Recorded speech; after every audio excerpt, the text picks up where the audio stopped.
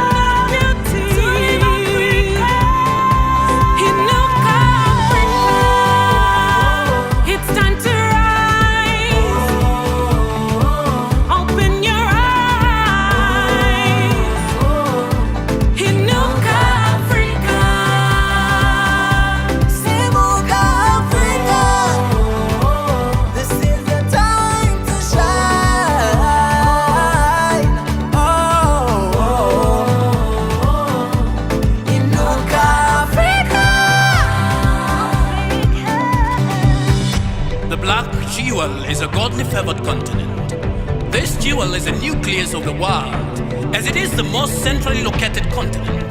The black jewel is power, brilliance, and outstanding uniqueness.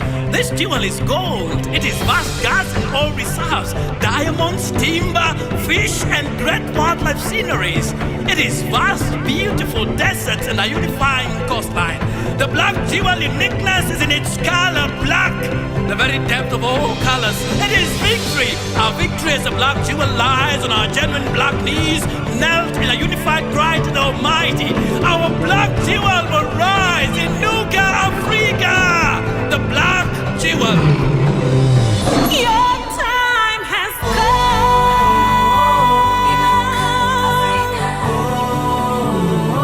Sima sima simama. Inuka Africa.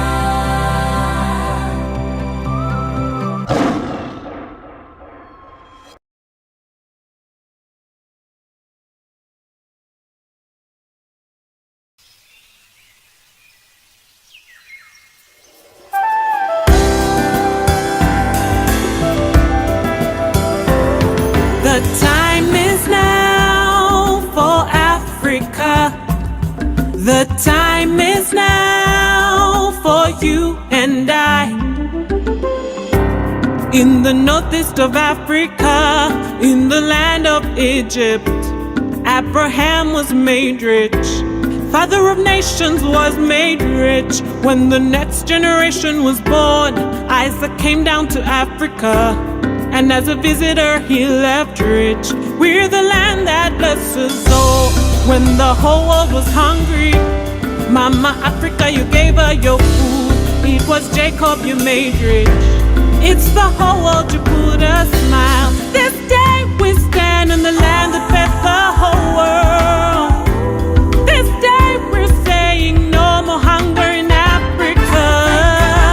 Let's strive, let's get our tools, let's put our minds to work. Are you ready?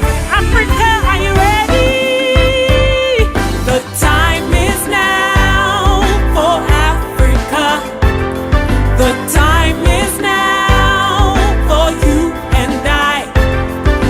time is now for Africa. The time is now, inspire Africa. When young boys were killed by sword, Joseph and Mary fled away.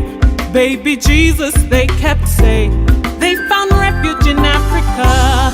When my Savior's time was nigh, Simon of Cyrene helped him. He helped him with the cross. There's a revival in Africa. Is it silver or gold or diamonds? Good weather, good people. Is it cocoa, vanilla or coffee? Life and light down in Africa. This day we stand in the land with all the minerals. This day we say we shall never lack, we have it all. Let's rise, let's get our tools, let's put our minds to work. Are you ready? Are you ready? Africa, are you ready? Africa. The time is now for Africa. The time is now for you. The time is now for you and I. Africa. The time is now. Can you see? Africa. The time is now. The time is now. Inspire Africa. You've been called. We're the Josephs of our time. Yeah, mama, we since the world we will rise and take our place. He created you. We're the Josephs of our time. Yeah, mama, we. Yeah, mama, we. Yeah, mama, rise and take our place. Yeah, mama, we. You've been called. You've been the Josephs of our time. Yeah, mama, we. This is your time. We will rise and take our place. Yeah, mama, we. We're the Josephs of our time. Yeah, mama, we. Yeah, mama, we. We will rise and take our place. Yeah, mama, we. God bless the land of Africa. In God we bless our Africa. Sweet motherland, yes, Africa.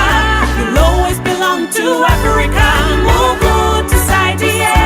Tangala kubela wamu. Tunaomba. Sing this song. Sing it out. The time is now. Oh, Africa. The time is now. He formed you, and I. Just rise. The time is now. Oh, Africa. Your time is now. The time is now. Inspire Africa. Yeah, yeah, yeah. The time is now for Africa. The time is now for you and I. The time is now. Oh, Africa. The time is now.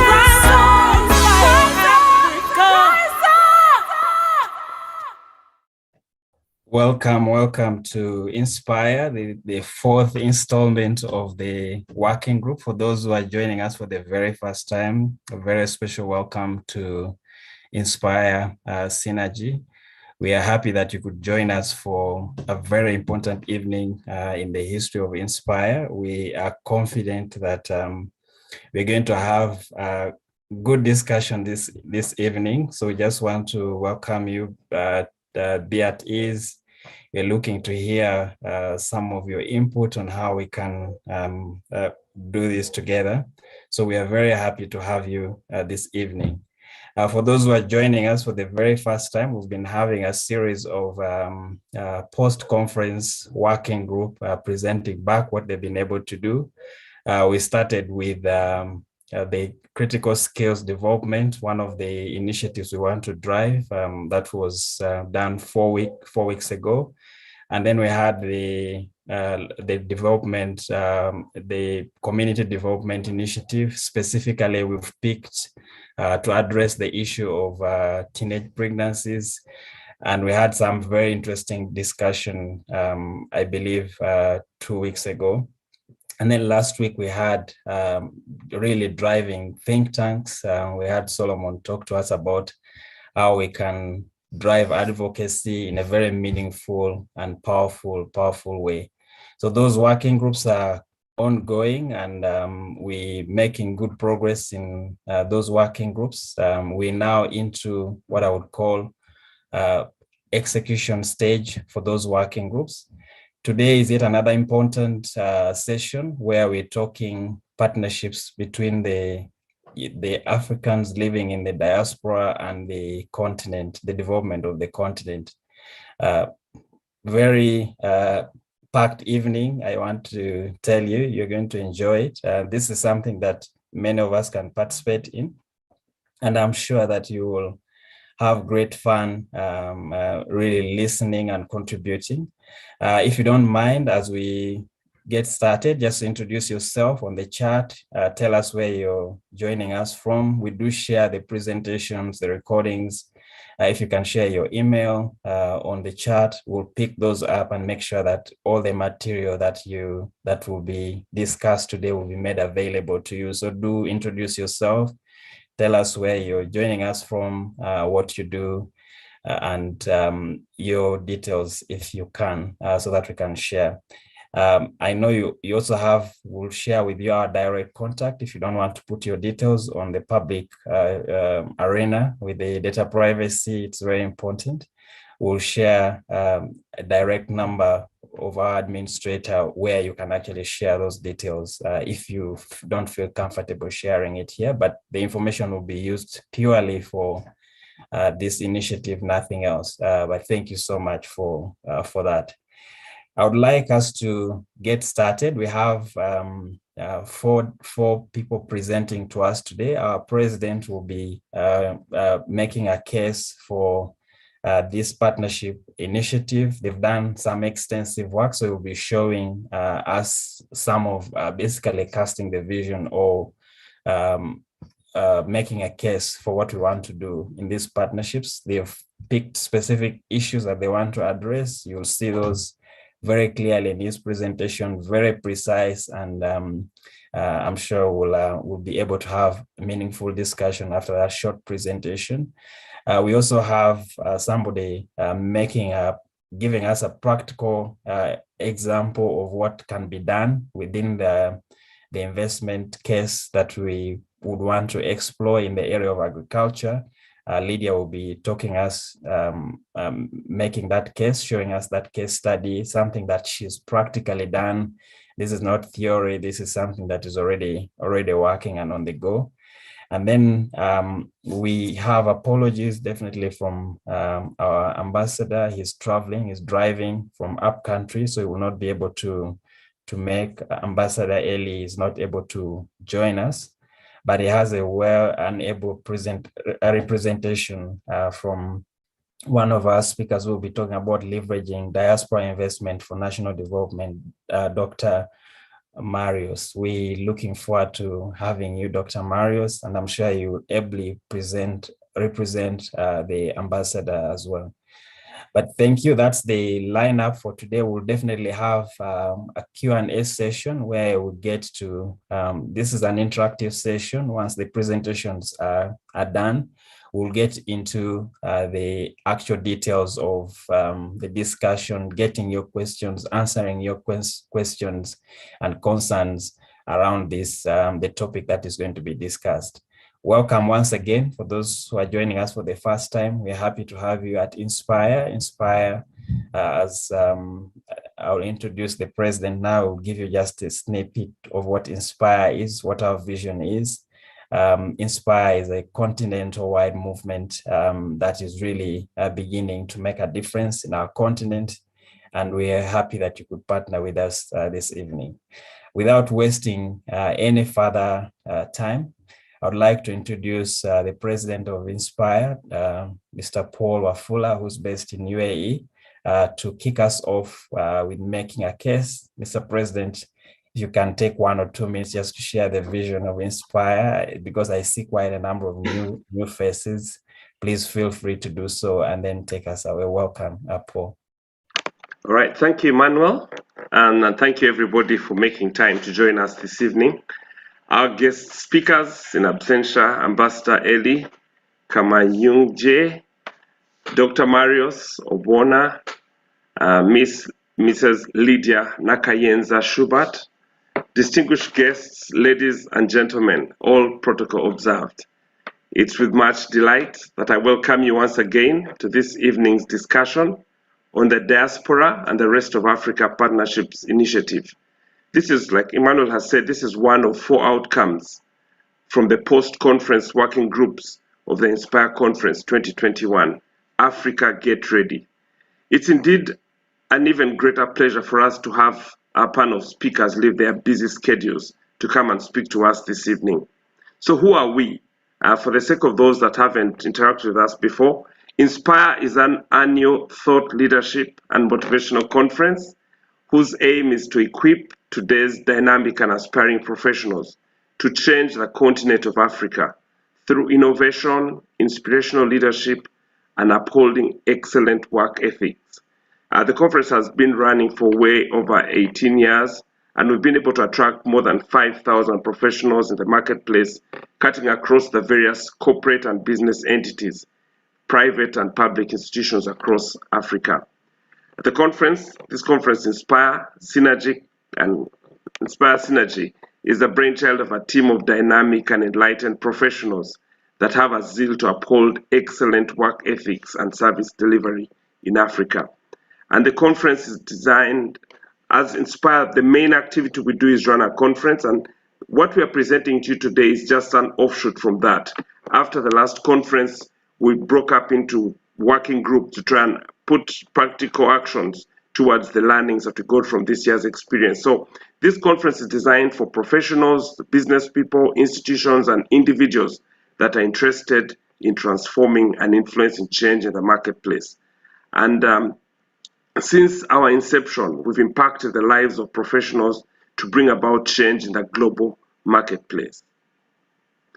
We passionately believe that the time is now for Africa to arise and take its place in the global marketplace, and we want to lead in this revolution. And so as a commitment to this quest, we hold that annual conference among other initiatives that bring together all like-minded people, members, partners, and associates from the marketplace. So I just want to bring, tonight we're making a case for the Diaspora and the Rest of Africa Partnership Initiative.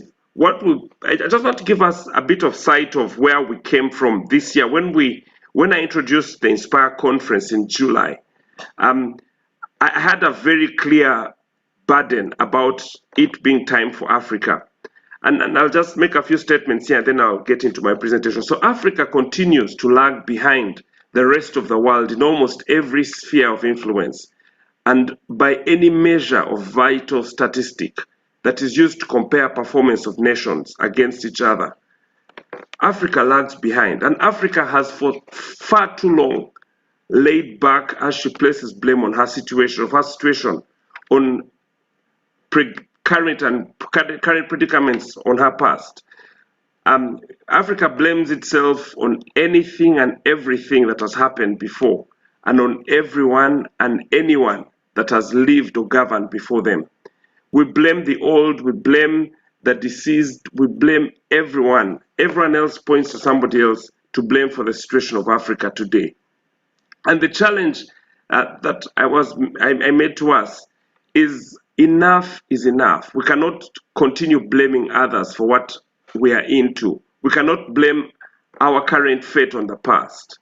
It's time for Africans to forget about their past as an excuse, and we begin to move on and to move forward.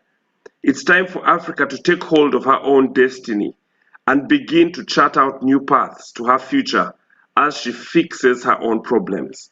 It's time for Africa to take her destiny into her own hands, as there is absolutely no one else that's going to come to solve Africa's problem except Africans and Africa itself. And that is why this year we are particularly rallying Africans and lovers of Africa from various parts of the world to come together and under the theme Africa Get Ready, so that we can come together and have the same realization that it is indeed time for Africa and not just a rhetorical cliche. It's time for Africans to assemble together and begin to do something about it. And we want to lead in orchestrating this meeting and this movement. We believe that we believe that the challenge that we want to bring forth this year is the urgency for Africa's readiness. And what we want is because we believe that we're standing at the threshold of Africa's greatest marketplace revolution. And we believe that Africans in the diaspora, like the Bible talks about the Daniels, the Josephs, the Nehemiahs, all these were people in the diaspora. These Daniel, Joseph, Nehemiah were diasporans. And I believe that the diaspora is going to play a pivotal role in making this happen. When Africans come together and begin to collaborate more and invest more into the development of Africa, the demographics are clear that that Africa is the youngest continent in the world. And that means we have the opportunity, we've got a lot of young people. And so what I believe is the young people are resourceful. The young people are innovative, but what they're lacking is resources, is capital. And the conviction that we have and the case that we're going to make is that if Africans in the diaspora can come together, I know some people have tried to go and invest back home as individuals, and it's been tough for some of you. And what we're going to be discussing in a minute is the challenges. We've looked at the challenges that the diaspora have faced, and we've also tried to bring out the opportunities. And so we know that, yes, there are challenges that you've had, but if we can come together as one block, one of the things I believe is that if we can become a formidable block of diaspora, we're using a case study of Uganda for tonight's presentation very much because it's within reach, so we're able to get some people to represent the government, just to give us a sense on what is being done from the government point of view. But if we can come together as Africans, and we begin to collect our resources and we come in to invest, so that instead of having the foreign direct investment from other nations, the Africans, the diaspora, can come together into a block and we begin to invest into the infrastructure, into the opportunities to develop Africa. And so we believe that as professionals from the various industries and sectors gather together with the rest of Africa, and we begin to meet and our minds begin to discuss the challenges and opportunities that are before us, we shall begin to create a spiral that will form into a growth engine. We believe that this forum, the Inspire Synergy, will, in collaboration with other like-minded partners, is going to become an enabler that brings together those that have ideas but no investment capital, with those that have assets and no ideas, and those that have investment capital but no ideas or no assets. And we'll create a platform, a vehicle, a special purpose vehicle that can bring us together. And one of the thoughts that I have and will be sharing a bit more about is the Save to Invest. I gave an illustration that if the 2 million Ugandans in the diaspora, as per the UNDP statistics of 2014, they say there are 2 million Ugandans in the diaspora.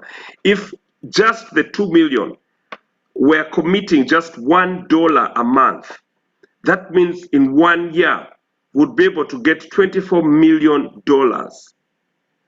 Just $1 each of the 2 million Africans. That would give us $2 million every month and $24 million in a year. Imagine that, and that burden is little for us. And this can increase. If you increase the amount 2 million, you just need half of those. If it's $2, we need 1 million of them. If it's $4, we need 500,000 Africans. Just to put together, we'll raise $1 million every month. And this is still your money. It's just that as a pool, it's able to do more things. So ladies and gentlemen, I want to just share with you a presentation of what we've done as a team. And then I will introduce Lydia, who will take us on with a case study, an example. I don't know if you can see my screen. I just want to share it. Can you see my screen? Not yet. Not yet, sorry. Just a second.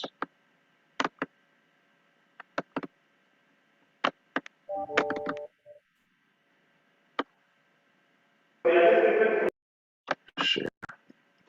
Okay, it's coming. You can see it now. All right. You can do full screen.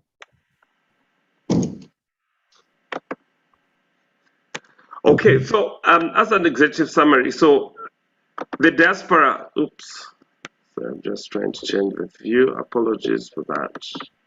So the Diaspora and the Rest of Africa Working Group was formed following the Inspire Synergy Conference in September, in August.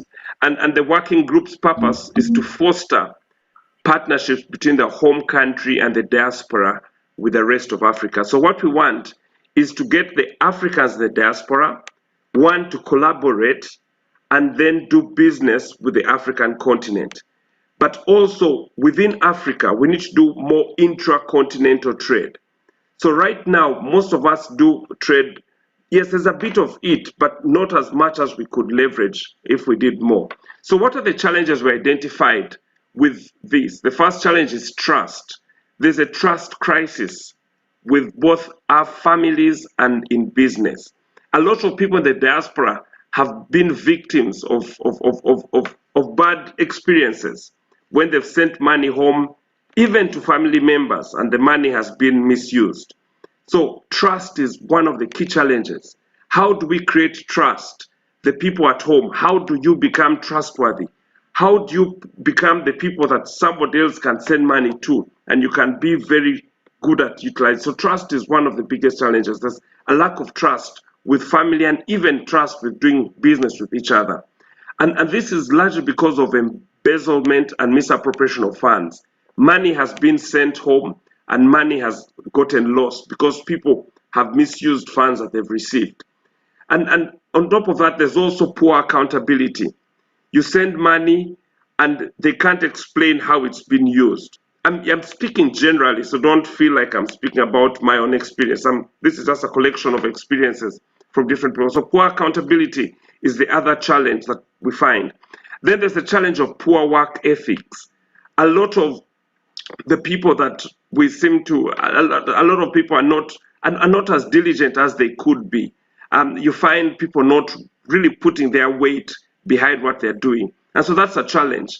Then we also have complications with intracontinental e-commerce. It's very interesting that it's very difficult even to send. I think one of us was sharing a situation where they wanted to send product from Uganda to Malawi, and there just wasn't any service provider who could make that route. We don't have sufficient network for supply chain management. So we need to see how to increase. So that's a challenge that we also found. The intercontinental business is difficult. Then we know that there are many the infrastructure challenges, the health infrastructure, the education infrastructure, and energy. These are the three that we called out as the areas of challenge within Africa that we think we can, as a diaspora, we can begin to address, and hopefully they can help us be able to get interested in coming together and investing in Africa. So what are the opportunities we've identified? So the first opportunity we've identified is the ability for us to collaborate with reliable business owners at home. I am a personal testimony of having started business. Since I finished school a couple of years ago, I have tried almost every business. I've tried food, I have tried cakes, I have done poultry, I have done juice, I have imported cars, I have tried businesses. And I have not been so successful where I have not been on the ground. But interestingly, last year, or was it the year before, we got in touch, we got connected to somebody. Some of you know about Uni's Kitchen. And we've never met the owner, the proprietor of Uni's Kitchen. But this person opened up for partners, and we were able to join up with her. And it's unbelievable, we've never met. But in 6 months of that relationship, we've been able to get dividends. We've been running, it's now more than a year. So there's potential for collaboration if we can identify reliable business owners at home that we can trust to do business with. There's also opportunity for investment in agribusiness for export so that we can increase incomes into Africa. We'll be having an example, a case study from Lydia, the next presenter. But there's a lot of opportunity in the agribusiness, and this is how we are looking at it. One, there's investing at home, because Uganda is gifted by nature. We've got very good soil. When you eat a pineapple from Uganda or a banana from Uganda, it's distinct, it's sweet, it's got taste that you can't find anywhere else. As I was telling the guys in the team, you buy one finger of banana in Dubai at $4, which is $10, 10 dirhams, which is 10,000 Uganda shillings. And yet with that same amount of money, you can get a batch of bananas. Why can't we leverage this opportunity? And the thing is, the current set of business is such that the people who make the money are the ones who trade in between. But if we had a collaboration between me, who is here as an importer, and you who is in Uganda that is growing, such that we are optimizing the benefit. I'm here to sell at a high price, and you're there to produce at a low price. And the proceeds are shared between us because we are one organization with 2 branches. Because this is exactly what investors that we have in our countries do. They come and purchase, they come and invest in Uganda, but what they're basically doing is having access to the raw materials and selling the raw materials to themselves in the developed markets. They produce goods and sell them expensive, so they make the full value of that gain. So if we can collaborate more, we have the people in the diaspora as outlets for the products that come from the country. We'll be able to increase the incomes that are coming to Africans, because whether you're there or here, we are still the same people. We're collecting money from there and sending it, repatriating it back home. The same way the foreign companies, national companies that are based in our countries, repatriate their profits back to the home country. So the Africans, the diaspora, can become the agents to sell the products that we are buying at reasonable prices back at home. So there's lots of investment opportunities in the agribusiness. There's opportunity for investment in health. The health sector in Uganda and Africa and most African countries is not optimal. That means there's an opportunity for us to improve it. There are many Africans, the diaspora, that are in the medical sector. We can provide the services pro bono or even professionally, so that we can enhance the health sector in the home countries. Education.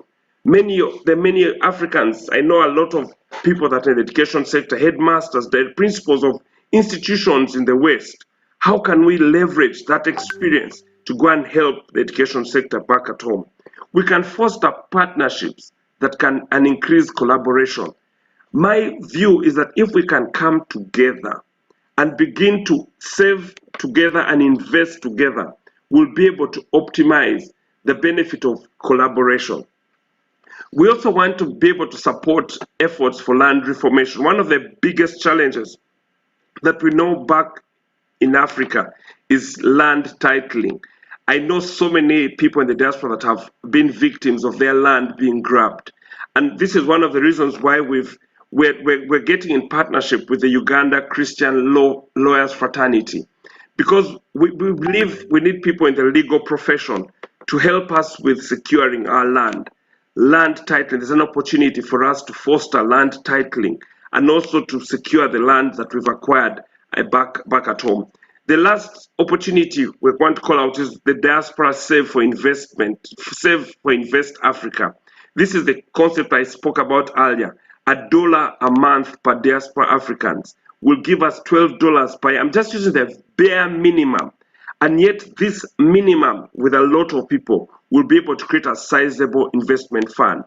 The point we're trying to make here is that if we can invest together, not all of us have the capacity to invest alone. So if you can't do it alone, let's go it together. So what is the call to action that we want to make this evening? We want to begin to mobilize the diaspora communities to participate in the Save for Invest Africa scheme. We want the different African communities to begin to collect money. Some of you already have it, even better. But if we can begin to participate in a Save for Invest Africa, the money that you send, we're no longer just sending back money home for bread and food and clothing, things that get consumed. We want to invest, we want to produce more sustainable development of our continent. So we want to open an appropriate account of facilitated collection of savings is the other thing we need to do. And we're engaging lawyers to help us with this process. And if we can target to raise $1 million per year, that means we need 84,000 people. This is putting money into a fund, into a vehicle, a special purpose vehicle that is raising a minimum of $1 million per year. Friends, the spiral and the snowball effect that this will create will be able to begin to create the transformation that we want to see. We need to grow the pool of these funds as it accumulates. And last, we want the diaspora to identify opportunities to value add and sell home products and support each other. Ladies and gentlemen, that is it from us. And I will invite, at this point, I don't know, back to Emmanuel to invite Lydia. Thank you. Thank you so much, Paul, for that very precise and concise presentation. Hope you can hear me well. It's a bit going through some rain, but hopefully that you can hear me very well. We definitely, before we get to Lydia just now, I think you saw the call to action is very clear.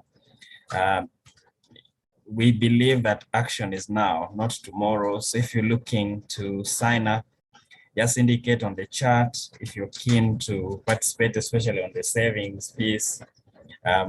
Some of the actions that Paul has called out, this is the time for you to start to subscribe or put up your hand to connect. We'll have a session for questions at the end, so do keep the questions coming, comments through the chat. I'll definitely pick them for Paul, Lydia, and our subsequent speakers.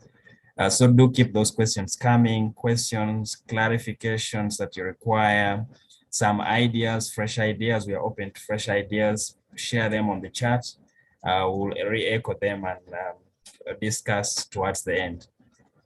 I'll now take this opportunity to invite Lydia, who has done this practically, to just showcase what she's been able to do between Uganda and Germany. Strong lady, I must say, and brave for what you're doing. We're looking forward to hearing from you, Lydia. If you can introduce your business, yourself, and then take us away in just showcasing your possible investment use case. Thank you, Lydia. Welcome. If you can unmute, please. I think you're muted, Lydia.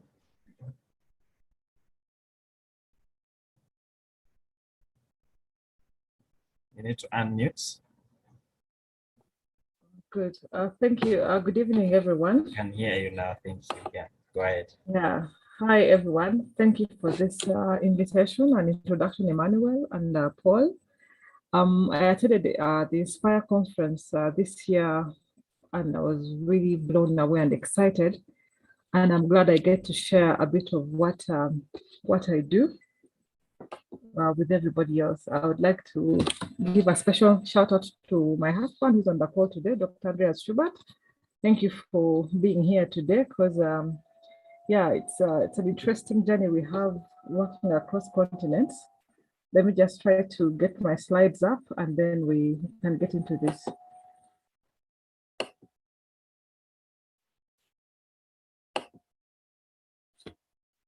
Okay, good. I hope you can all see my my presentation. Yes, we can. Yeah, perfect. Today I'm going to talk about Mahungye Oils of Hope. An interesting journey we have taken now. It's taken a bit of time. There are many timestamps that stand out, but I think one of them that really stands out for me is in 2010. That is when we really began getting to do this work. Yeah, that is me again with my daughter, who is now much taller than me. She's over 6 foot tall, 14-year-old girl, really brilliant and interesting. But I grew up in Uganda, got my bachelor's degree in at Kafeero University in Development Studies. Then when I moved to Leipzig, I got my MBA in General Management. I began out working in the NGO sector in Uganda. Then when I moved to Germany, I worked for a research institution. I was doing business development. And the work we did was a lot around medicinal plants from Uganda, trying to find how we could bring them into the system in Germany.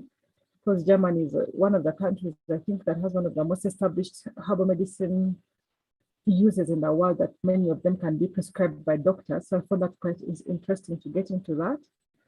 And that's partly why I did my MBA, to be able to support this project better. I worked with my husband for all that time.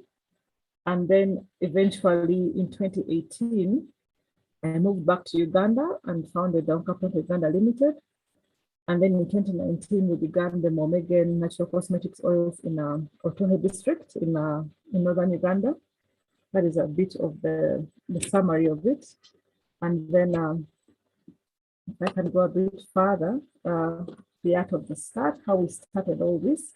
Like when I lived in Germany, I used to volunteer, like when we had Ugandan people coming to Germany for events, for trade fairs and trade missions.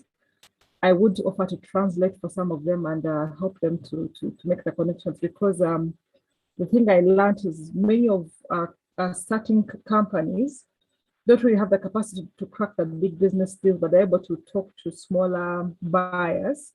And unfortunately, the smaller buyers have a language barrier. So I speak fluent German. I'm like, I can help in this area. And also, like, I did a postgraduate training in export management. So it was quite good to see how these things would work. But eventually it started to look like we needed to do something in the practice to just show people how this thing is supposed to work, because sometimes you tell somebody, this is how you communicate, send your documents on time. You have to realize we had a challenge with market readiness for some of the people who are working with. And then I said, you know what, since I'm going to be going back home to do different things, and the project about the primary project for which I came back to Uganda is still in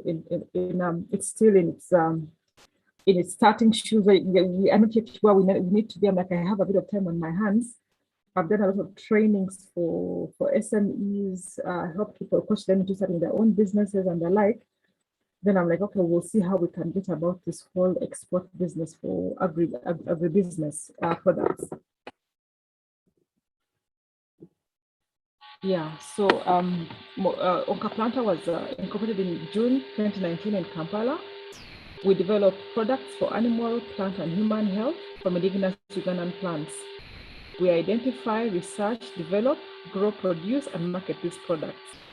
One of the things that is very important is to always have the market focus right up there, because one of the things we learned in business school, something you keep on learning in life, is that if you're developing something nobody needs and is willing to pay for, it's a hobby. It's not really, it's just you're wasting your time. You will enjoy the work, but it won't really bring you much reward for which you just bring your personal satisfaction from that effort. So I was very clear about that, and then we'll look out for calls that were relevant to what we're doing, so that we are able to make sure that we have a market for where these things are going. Because when you look at agriculture employs 80% of Ugandans. So you need to be sure there's going to be a good return on that investment and time, so that you're able to pass on a lot of the benefits of what you're trying to do. We operate in Uganda and in Leipzig, Germany. In Uganda, we are in Kapach, where we have a moringa tree farm, and also in Otuke, where we have the shea butter factory, which I'll be talking about mainly today. And then in Leipzig, where my husband and daughter still live, is where we do a lot of our research and development of the products. Yeah, so what we're doing is building sustainable value chains from farm to finished product. Like once we identify plants that have potentials to then see, because when you're dealing with plants, you have to be careful. There's certain international regulations you have to think about, like CITES, which is the Convention on Trade in Endangered Species, the Nagoya Protocol about access and benefit sharing from biodiversity. So those are things you have to really think about from the very onset. So you can't just say, I found this tree which works, and go on a debarking adventure in the forest to just supply. It's not very sustainable and also very irresponsible towards the environment and our Mother Earth. So we believe that when we find something and do the proof of concept in the lab, then the next goal is to make sure we're able to plant these trees and then start to bring in outgrowers. And then what we're working towards is having an extraction facility of international standards that will build up in Uganda, maybe in about 3 years to come, and then send out almost finished products to the market so that we have a higher value earning from what we're doing. Our factory is in the heart of the Ghanaian Shea Belt in Otoho district. We began production in March last year. I'll say a bit more about that later because, as we all know, the world changed so suddenly and we're still seeing how further it's going to continue changing. Now, on this slide here, you're seeing a friend of mine that I work with, Susan. Susan and I are childhood friends. We grew up together. We went to primary school together. And then when we joined senior one, she unfortunately was abducted and spent 8 years in captivity with the Pony rebels. And so when I was finishing my MBA, I really thought about her and I prayed to God and I said, God, if you really are there and you care about people, just give me a miracle and say that Susan is somehow, she managed to come out alive because she had been declared dead and missing in 1999. So when I finished my MBA, I just said that like there was a headline which said the last of the Aboke girls have come back home. So I was like, I'm going to look for them and see what happened with Susan. But when I Googled her, she was alive and well and on Facebook. I got so excited. I remember I managed to get her contact. I called her, we spoke. Then when I came back, because like our headmistress had since retired and she knew as soon as I had come back. So in a picture here, you have Susan, Carol, myself, and my auntie, who was our English teacher in school. We went to visit our headmistress, Sister Bonnie, where she was living in retirement in Namgongo at the Franciscan convent. And it was a joyful reunion because Sister had last seen her in 1995, like myself, and here she was. And we had a long conversation about what the future held. And I spoke to her and she said, you know, I want to go into agriculture because I see there's potential to help people there. I said, well, we're looking at this project with the medicinal plants. I don't know how that's going to look in the practice. For now, we're just all fundraising and starting, but I think by the time you finish university, something will have come out concrete that we can do together. So eventually I learned about the shea tree and the value it had to offer. And I thought to myself, wow, this is just amazing. This is, I think, something we can start from. Her home, she comes from Lira district. And so we set about to find land. It took us 2 years to find land for the project. We began searching for land in 2017, and we were successful towards the end of 2018. And then we continued fundraising because we needed quite a bit of money to start. But how all that money came together was really just the support of family and friends in Germany, particularly, because eventually we needed about, I would say, I think that's the equivalent of $300,000 to be able to have the factory and have a bit of working capital and install the equipment to start working. And many friends came together and I said, you know what, we believe in what you're doing. Let's get this money together and send you out to start. And in 2018, it was, we had finally reached that point, and then we started the whole process of building up. And then, in 2019, we began to build the factory. In one of the pictures here, you see we were having a community meeting where we were introducing the project to the village where we were working in Aminachak. And then on the other side, you can see a picture of my daughter. They came when we had begun the construction of the factory in 2019 in July. They were at least able to come. And now we're just waiting to see how COVID travel looks like so they can come back again and see the finished work. In 2019, we managed to install the equipment in November and did a dry run. Everything went perfectly. And then, when we thought we'd start production in January of 2020, we discovered a lot of things had not been done right with the factory. We struggled a lot. We have rewired the factory 3 times now. Every technician is the best, but it's always quite an adventure. They eventually found a young man who's able to help us keep that side of things working very well. And yeah, since March 2020, we have been working and haven't really looked back. In summary, business year starts in May when the shea nuts start to fall. And then we have about, actually the main month to buy shea nuts is in July to August every year.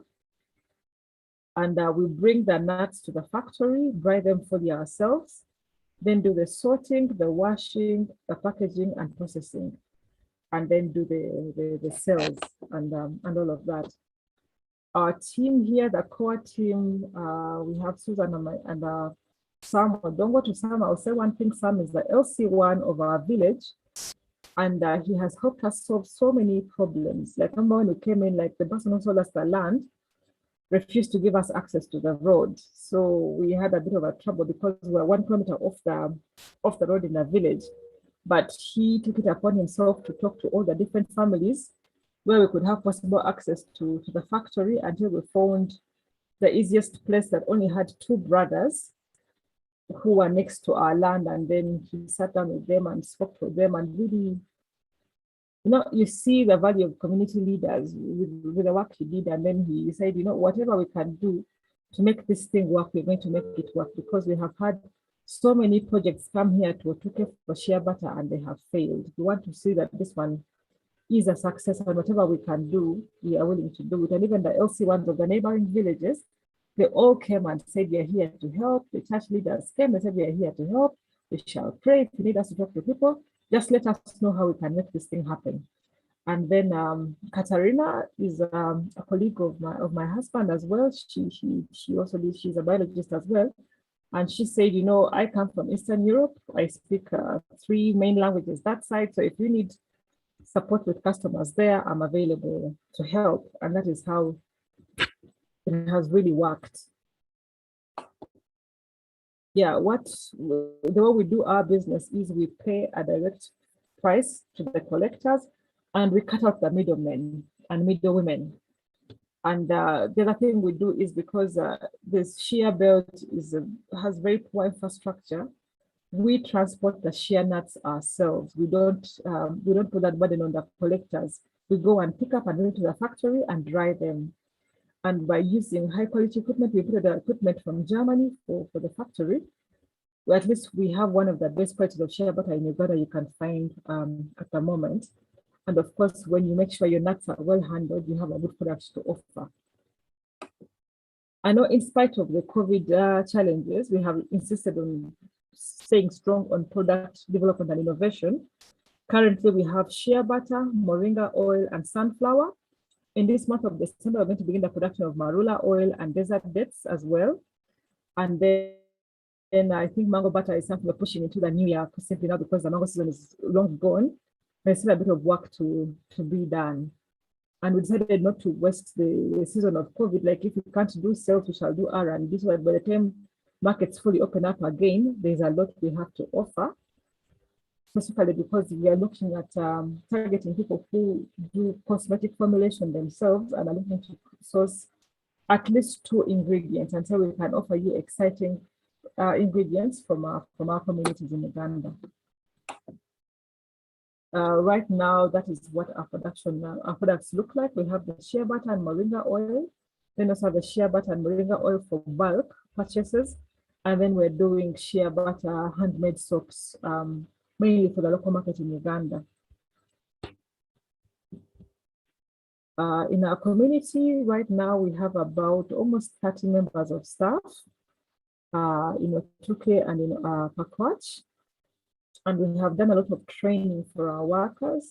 Many of them are unskilled labor, but we just work with them patiently. Like in our factory, we work in English, German, and Lango, and Leblango. Those are the languages we use to do our work, and we've managed quite well on it. To be honest, it's a great job we do. We are really proud of the work we have been able to do so far, and also being able to buy quite a bit of shea nuts in the past 3 seasons we have been active.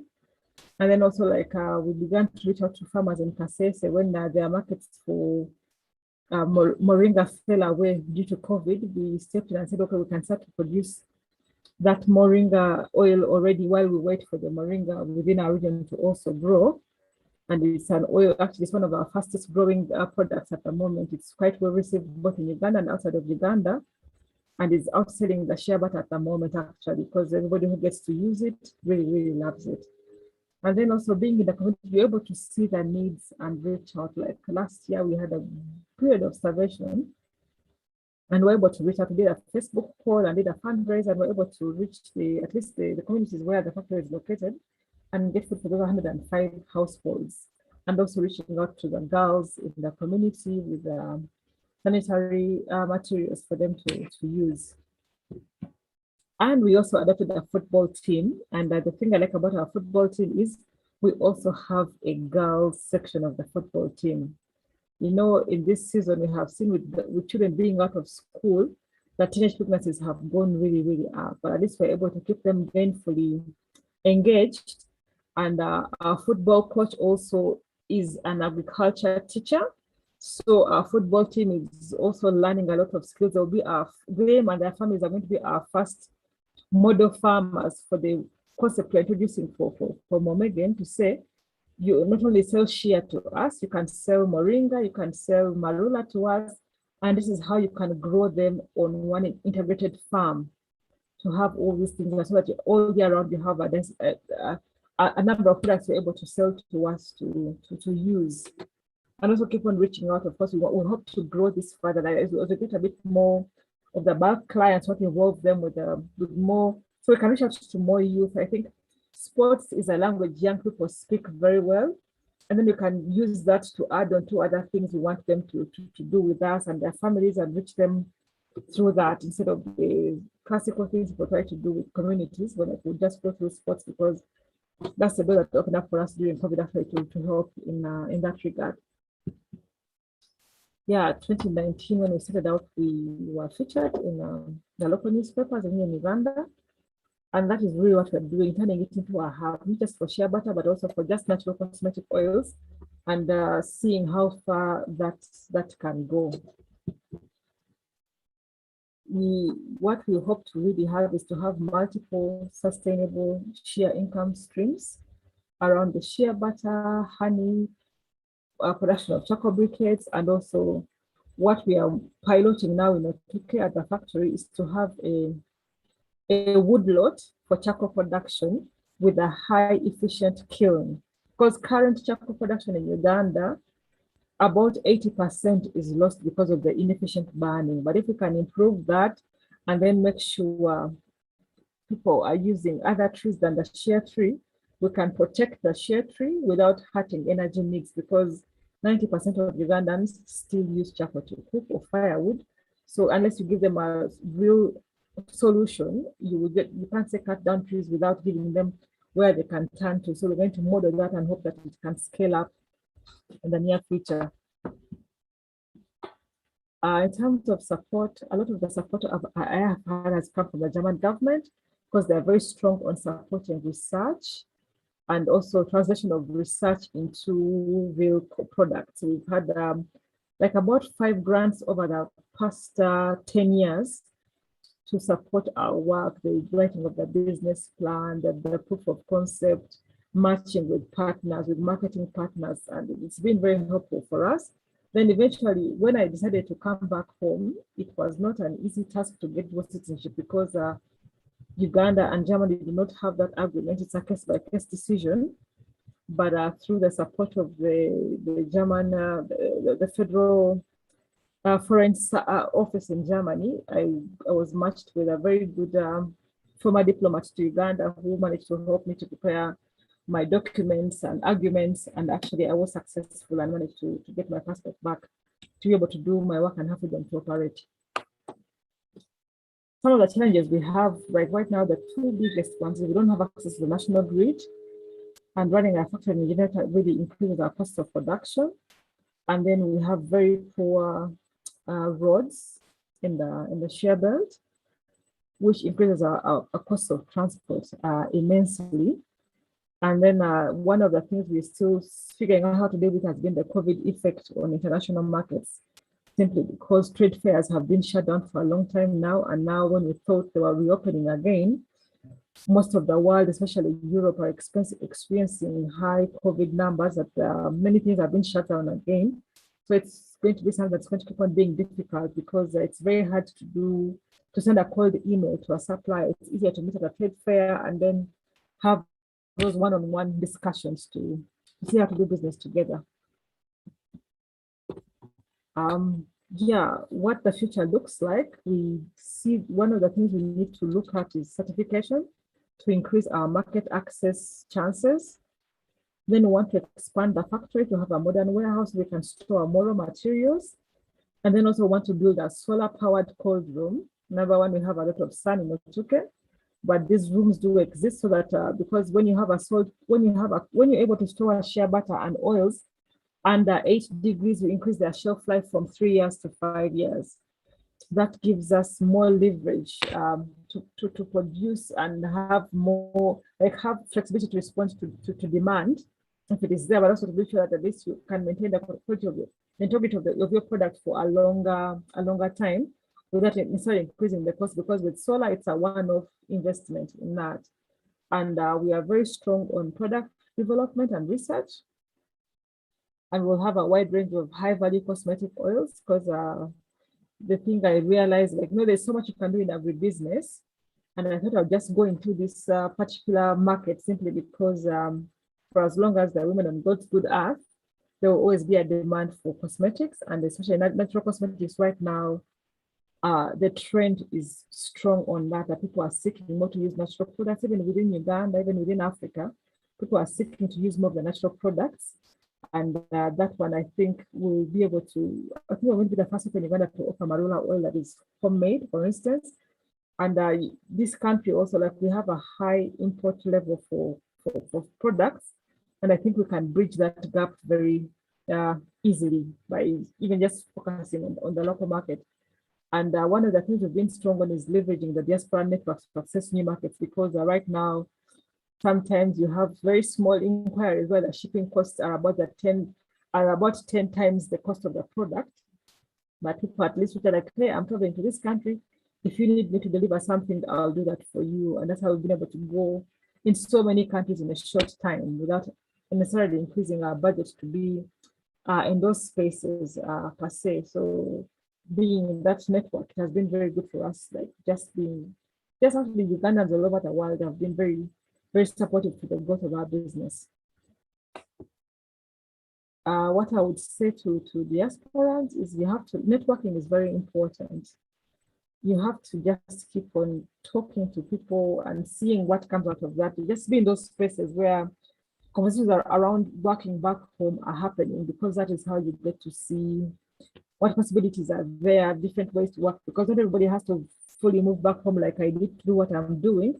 But there are other ways to get things done. And we just have to keep on talking to different people. Like the ladies I have in this picture were both PhD candidates in Germany in 2014. And we met it was a high-level dialogue for the German Ministry for Development Cooperation.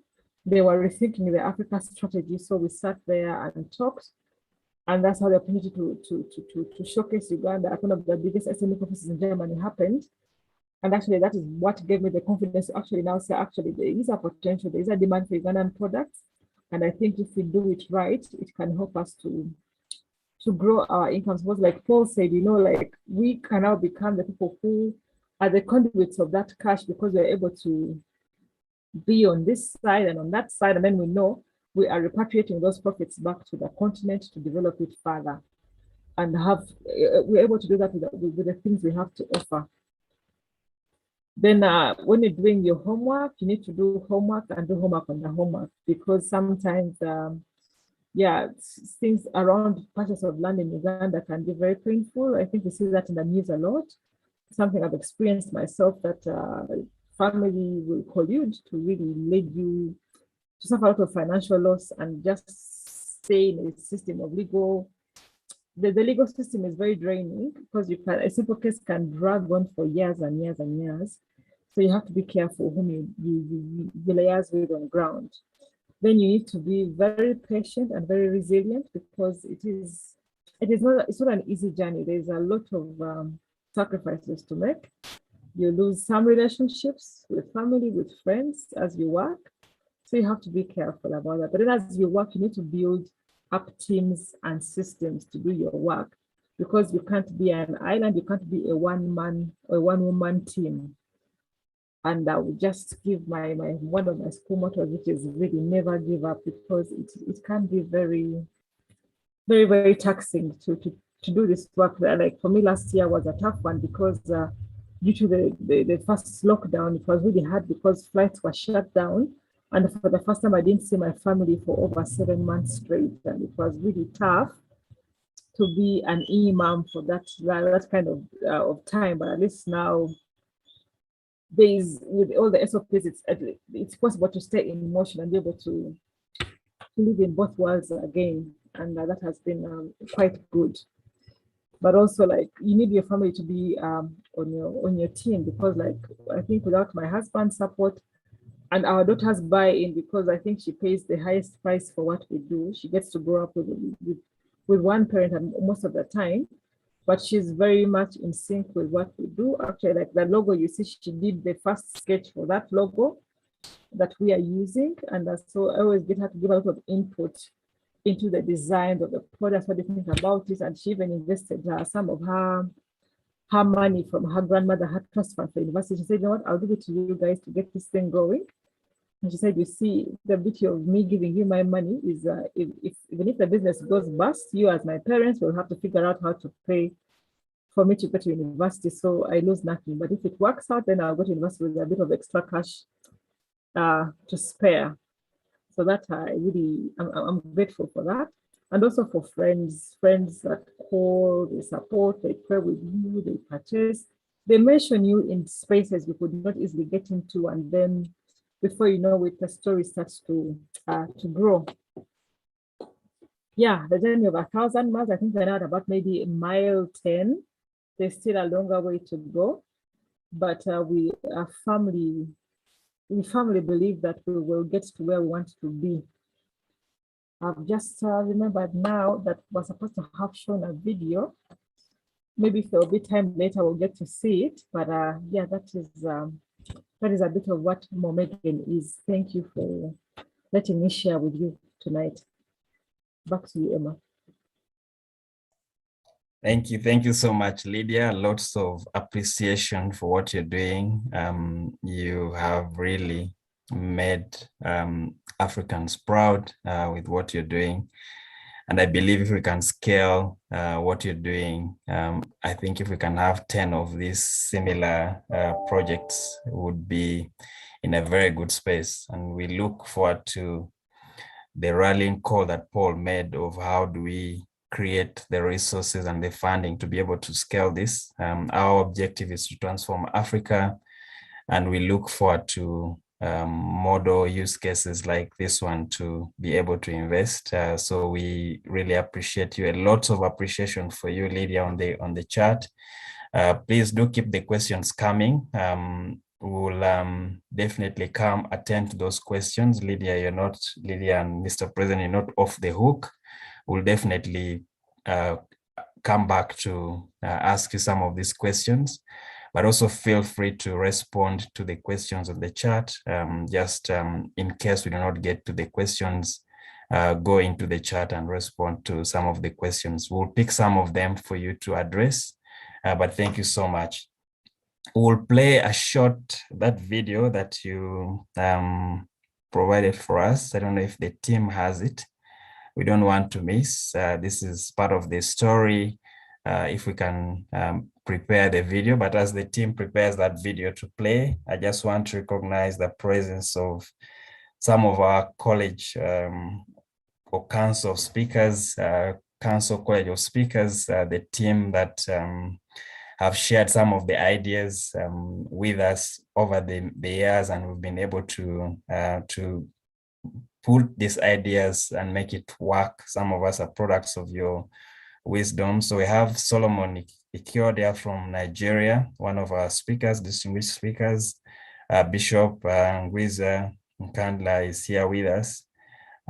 Pastor Nicholas Wafula, one of our great speakers of Inspire, Dr. Eunice Dibangu, and my dear brother George Bambwemere. Those are our speakers who are with us attending the session, just in making sure that we are applying the knowledge appropriately.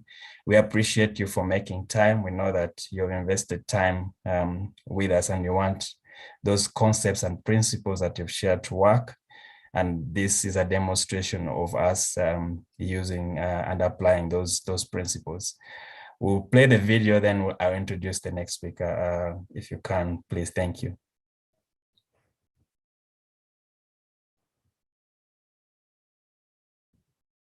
Sound.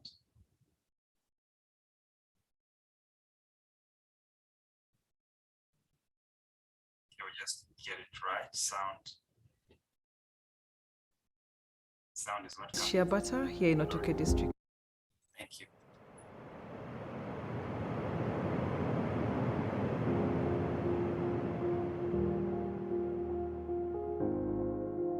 Hi, my name is Lydia Nakayenze-Schubert. I am the founder of Momegen. Momegen means oils of hope. We produce cold pressed shea butter here in Otoke district. This is a name we came up with when we were looking for a site for the factory. We traveled a bit within the areas of the shea belt. To get shea butter, you need to wait quite a long time. The trees we see are trees that are over 100 years old. Shea trees need at least 15 to 20 years to fruit for the first time. During the buying season, we go out to the different communities. There are those who bring for us to the factory gate, and then there are those we follow to the different marketplaces. When we are buying, we try to buy good quality nuts. We have our criteria for checking out the nuts, make sure that the nuts are not damaged or broken in any way. We get them to the right moisture content that can be stored, that is at least below 8 or below 7 of the moisture content. That one you can keep the nuts as long as they can stay. Prior to processing the nuts, we again get the nuts and wash them in plain clean water and dried again in the sun. Then when they are fully dry, at a moisture content between 7 to 12 for our machines to run well. Before processing, we do the weighing of the nuts to know exact quantity or the amount of nuts we are going to process for that day. We take the moisture content for that batch that we are going to process.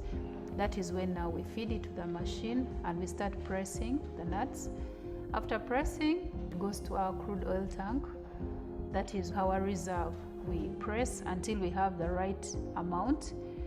Then we filter the shea butter. After filtering, we collect the filtered shea butter in the different containers, and then now we package to the different sizes to suit the market. One of the things we did when we were coming here, we had a lot of community engagements to see what did people need from us, and they told us we have been trained enough in post-harvest handling. All we need is a steady, fair market, and they said that we can offer. But then also, of course, because shea nuts fall during the rainy season, it is very hard to dry them because they have to be sun-dried, and most of the people here are farmers. So there's the time they're supposed to be tending their gardens. They can't be playing cat and mouse with the sun to have the shea nuts dry.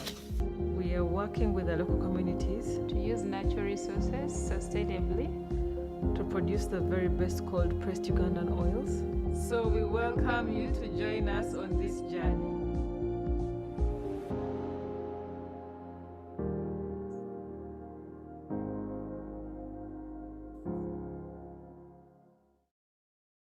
What a way to end, the team welcoming you to join the journey. I did leave out one of our distinguished speakers, Irene Kisaka Kauma. You're welcome. You've spoken to Inspire many, many times. So we're good to see you, and thanks for joining us. One of the council of speakers or college of speakers that we have. We have quite a big team supporting us. Just makes the burden feel lighter when you have people who pray for you, people who counsel you and guide you. So we appreciate our council, college of speakers who really support us all the way. Thank you so much once again. It's my privilege now to please keep the questions coming. If you want to sign up with Lydia, please do indicate. We'll make sure we'll follow through. There's a lot of opportunity for investment there and to give back as well as community. There are a number of things we're thinking about on how to scale and accelerate this. But if you want to personally be involved with Lydia, please do let us know. We'll make sure that we follow through. I'll ask our president to invite our next speaker, who's going to speak to us on how we can leverage diaspora investment for national development. Paul, if you can introduce our speaker. Thank you.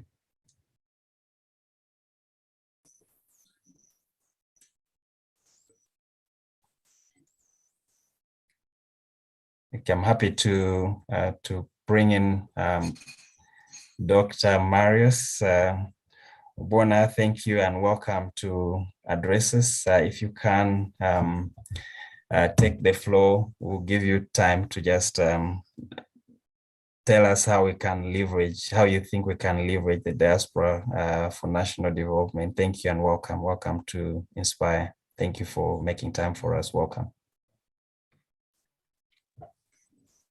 Thank you so much, Manuel. I will go straight to the presentation that I've prepared for this audience. But before I do that, I really want to thank Lydia for her personal and very honest testimony of what she has been doing in Uganda. I can summarize by saying that it can be done. And she has really covered almost everything that I'm going to put in my presentation. One thing which is clear is that Lydia has given a clear difference between what a foreign investor and a diaspora investor can do. A foreign investor would go strictly for profits. But if you hear and followed what Lydia has been saying, she's either a philanthropist, a business person, a social. She's almost covering everything that we have in our national development plan, all the programs. She has a footprint in it. And this is a clear difference between a diaspora investor and a foreign investor. One comes strictly for profit. The other one is profit plus, which is more of social responsibility, etc. So I really thank her for what she's doing. And she's really, to me, is a hero for what she has done so far. And she also gives a good example of how a diaspora can actually contribute to the national development. So I think without wasting time, let me go straight to share my slides with you on how we can tap on the resources of the diaspora for our national development, if I may. Do you see that? Not yet. Not yet. Let me say share. How do I do this now?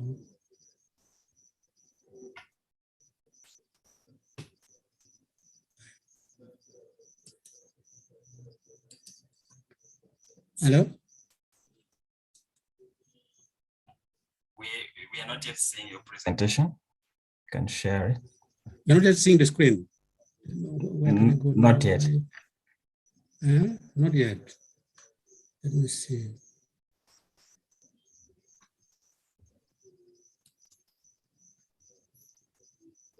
Where could we open?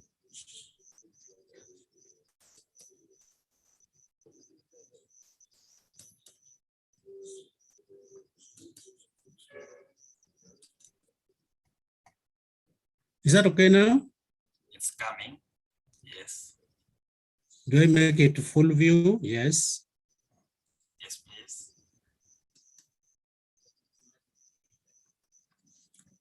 Can I start? Yes, you can start, Dr. Okay, Marius. thank you. Thank you for giving me this opportunity to share what we can do as a nation to attract and then benefit from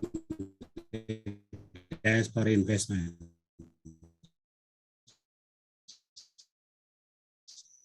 And my presentation will first, because we should all be starting from the same page. And I'll talk about some of the resources that the diaspora have and how we can tap them.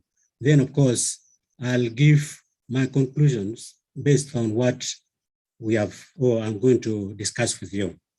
Now, just to bring everybody on board, diaspora is a word which is not really a recent thing. Historically, it was a word that came from the Greek word meaning diaspora, and which means scatter or disperse. And the Greek term for diaspora, if you read the New Testament, has been mentioned 3 times, and where it refers mainly to the mass dispersion of the Jews. And the first significant Jewish diaspora was the result of the Babylonian exile in 586 BC. And I'm bringing this to bring to the attention to everybody that diaspora came right long time ago in our history. And it was mainly around the Jewish history. For instance, of the 14.6 million Jews in the world, you find most of them are either in Israel, United States, and all kinds of regions that we have. So that is the first class or the first batch of the diaspora we had.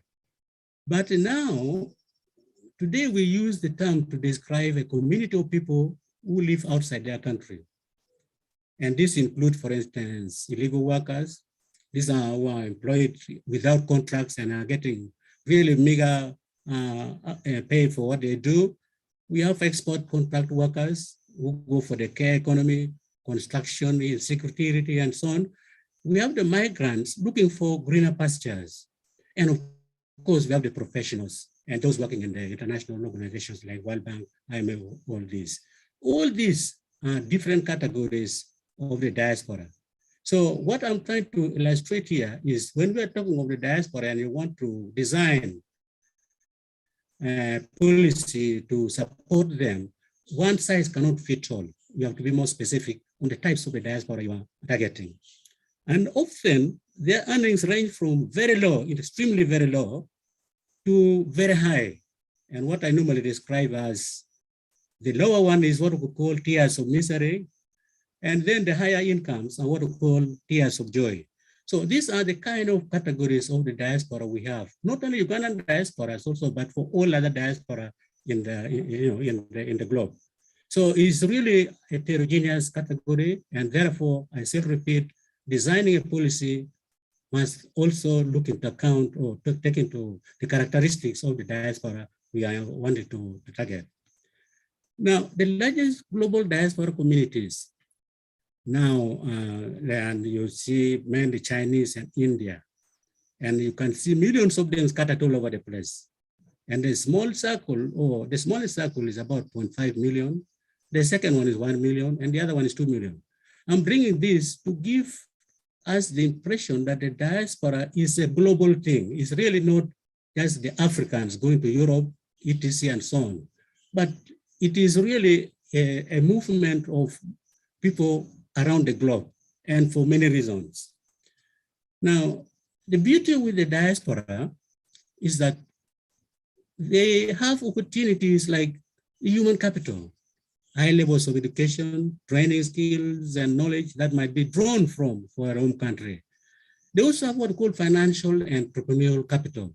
This includes direct investment, savings, remittances, which I'm going to talk about in the now, the social capital that they have is what we call the bonding and the bridging. Now, what we mean here is they connect our country with the countries in which they are living. And that is very good for trade and other transfers that would be of interest to all of us. And the other capital that is also interesting is what we call the local capital. The diaspora often want to invest in areas where they come home. Lydia is a typical case. She's in Utuke. Otherwise, a foreign investor would like to hang around Jinja, hang around Kampala, and so on. But the diaspora can go to regions where they come from, however deep it may be, maybe West Nile and all these other places. And also they have what we call affective capital. This is exactly what Lydia has been saying, emotional engagement, helping the poor, working with the youth, starting up all those is illustration of a sense of belongingness as a Ugandan. And that kind of quality does not exist in a foreign investor. The diaspora can also use their managerial... Sorry, Dr. Marius, for Yes, interrupting. yes. I think the slides are not moving, but They're we not are moving. listening to you. Yeah, they're not moving. It's moving now. No, Hello? maybe just reshare again.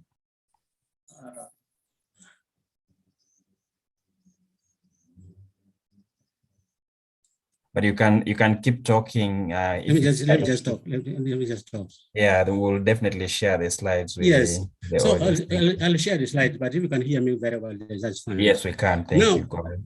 For an economy like that of Uganda, there are many channels through which the diaspora can contribute. The first one is the popularly known, and everybody now associates the diaspora with remittances. This is just part of the resources that they really have. And you have the savings, you have the skills and technology transfer, you have the trade links and promotion. All these are possible things that we can tap from the diaspora, not necessarily just for the remittances that we've been talking about.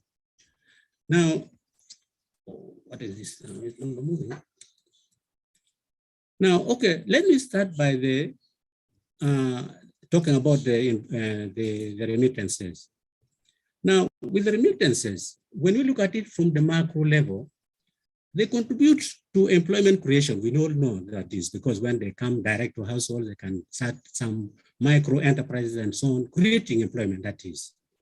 But also, beyond that, the African Development Bank now has actually helped out most of the African countries to factor in the remittances, especially when they are doing what we call sovereign rating. Sovereign rating is just an assessment of a country about their credit worthiness.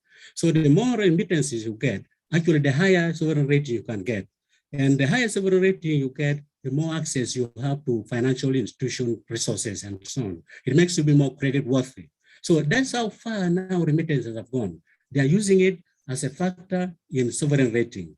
And also they can be used to promote the image of the country, especially for the future remittances that flow in. Countries like Brazil, El Salvador, Mexico, Panama, and Turkey have used the diaspora remittances to back up their securities to raise external financing. And remittances, we also know, do help in stabilizing our exchange rates, especially in Uganda here.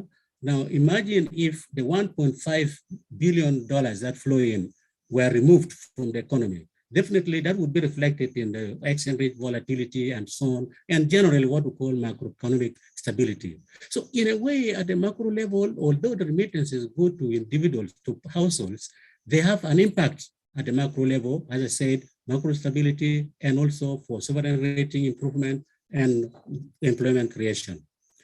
Now, at the household level, we know that the remittances normally go direct for purposes of helping families to take care of their education, health, etc., and so on.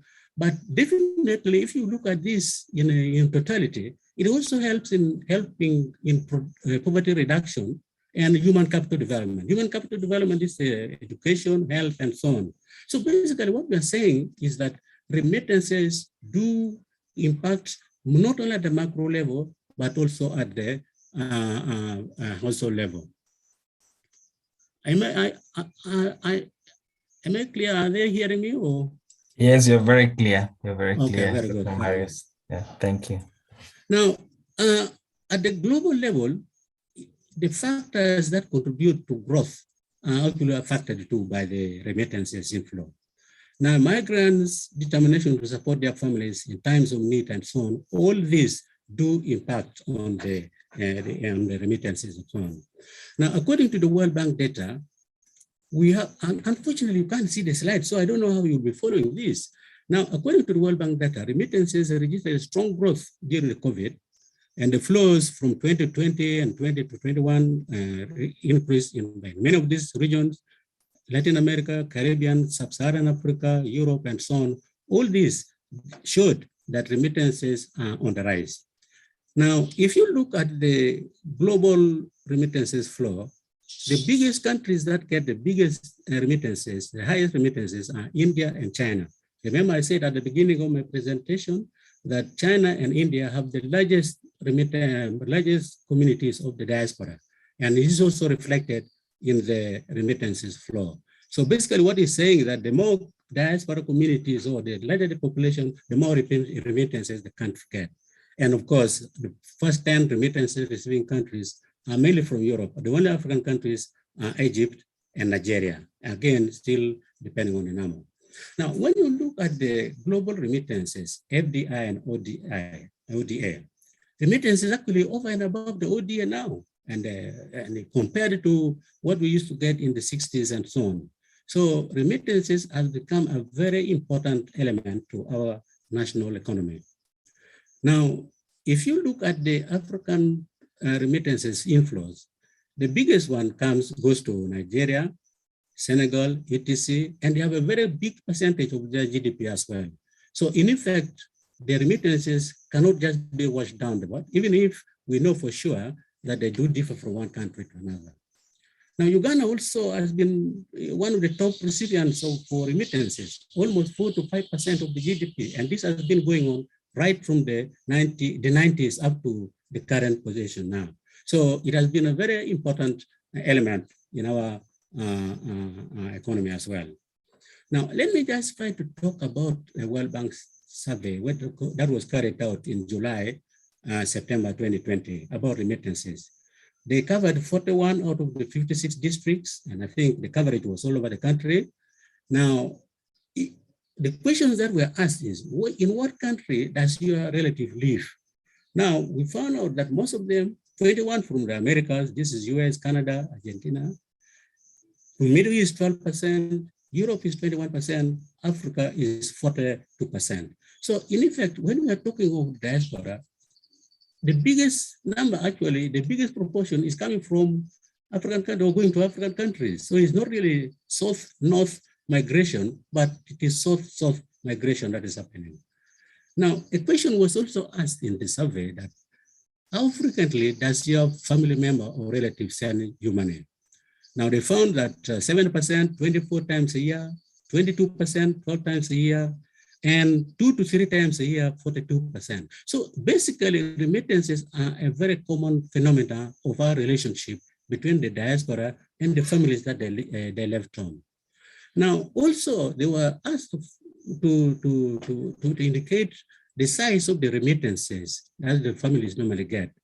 Now, the majority get between $100 and $200, and very few get more than $500. So you find that most of the diaspora, they do contribute or send remittances home in small amounts, but more frequently.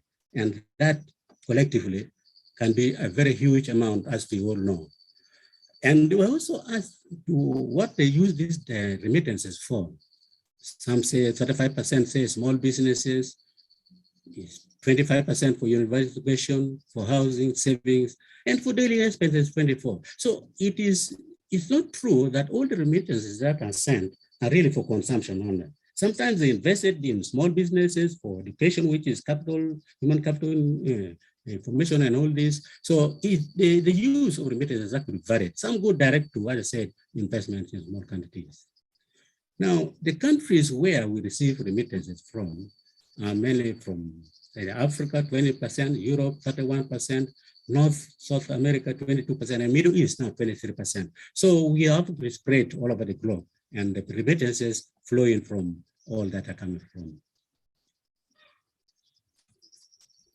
Now, the average cost of remittances, for instance, of sending $200, for instance, to African countries, Uganda seems to register one of the highest costs of remittances. And the lower ones are Rwanda, Tanzania, Kenya, Ethiopia, Senegal, and so on. So to improve on the flow of remittances, we have to address the cost of remittances, especially for those outside here.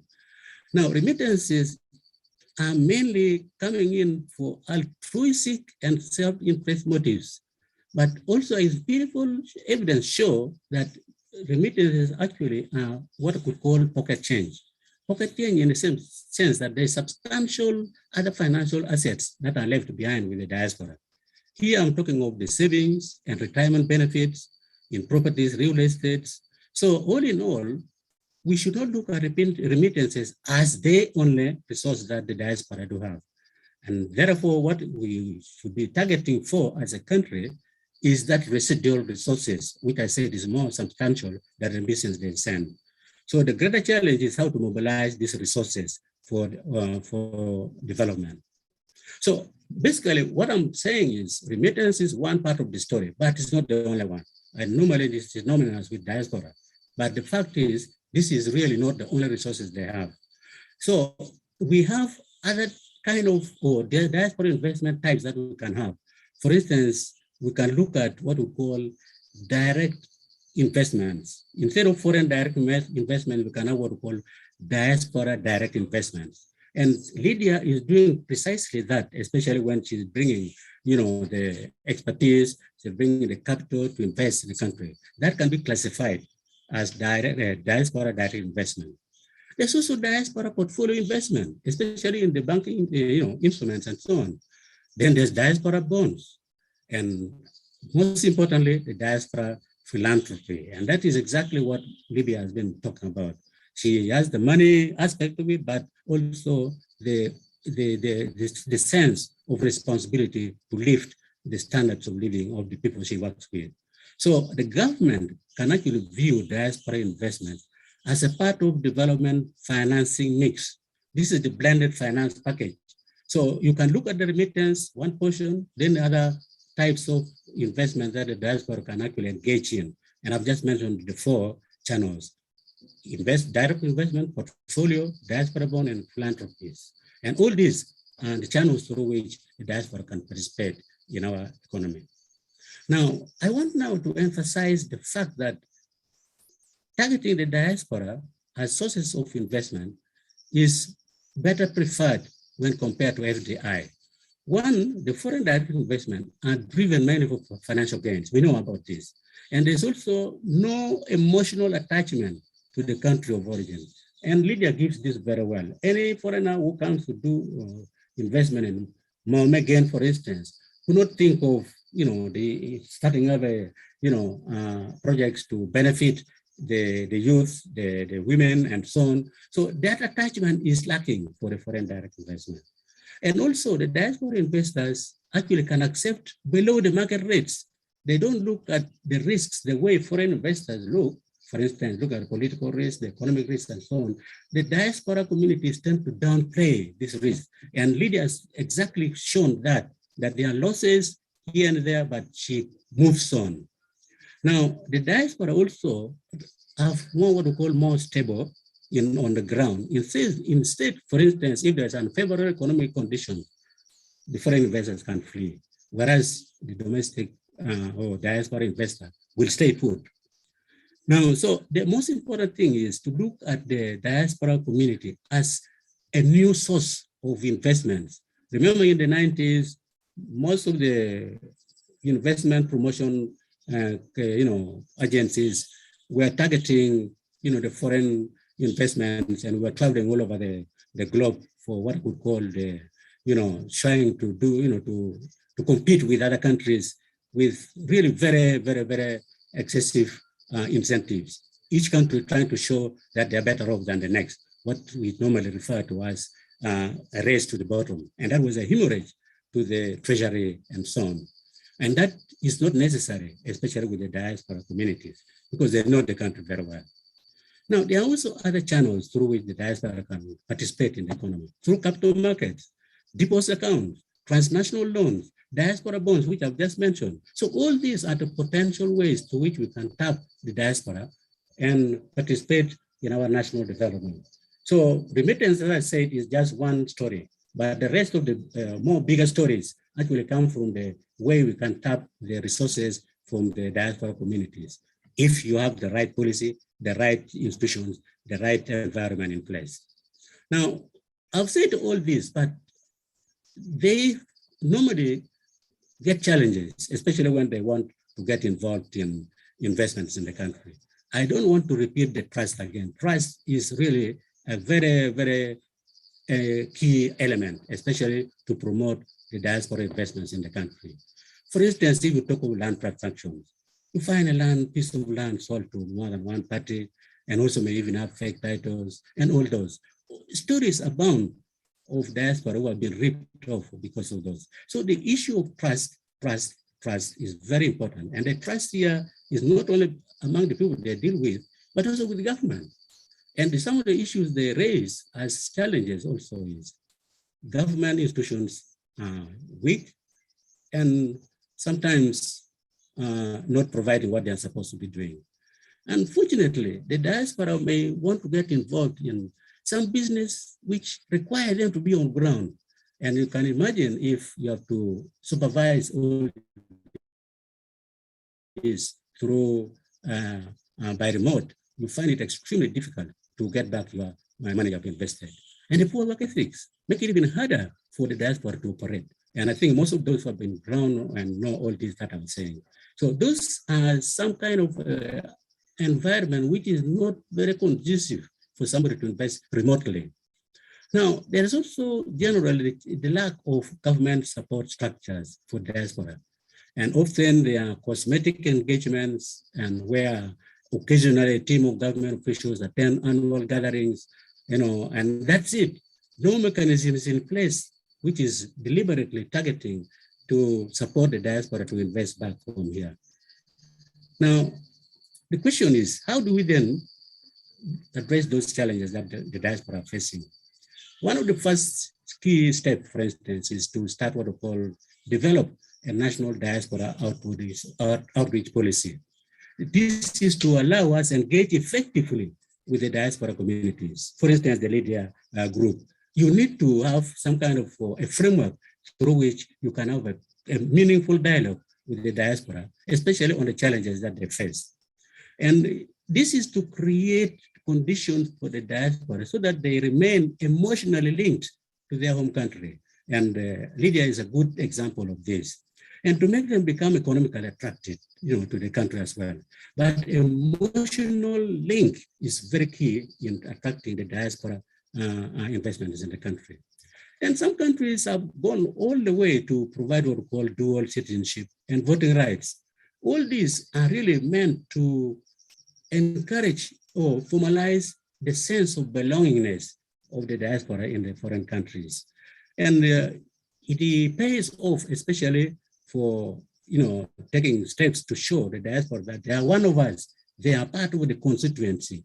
They are brothers and sisters, and they can only be shown by government through giving them the opportunity to vote and also to have the dual citizenship.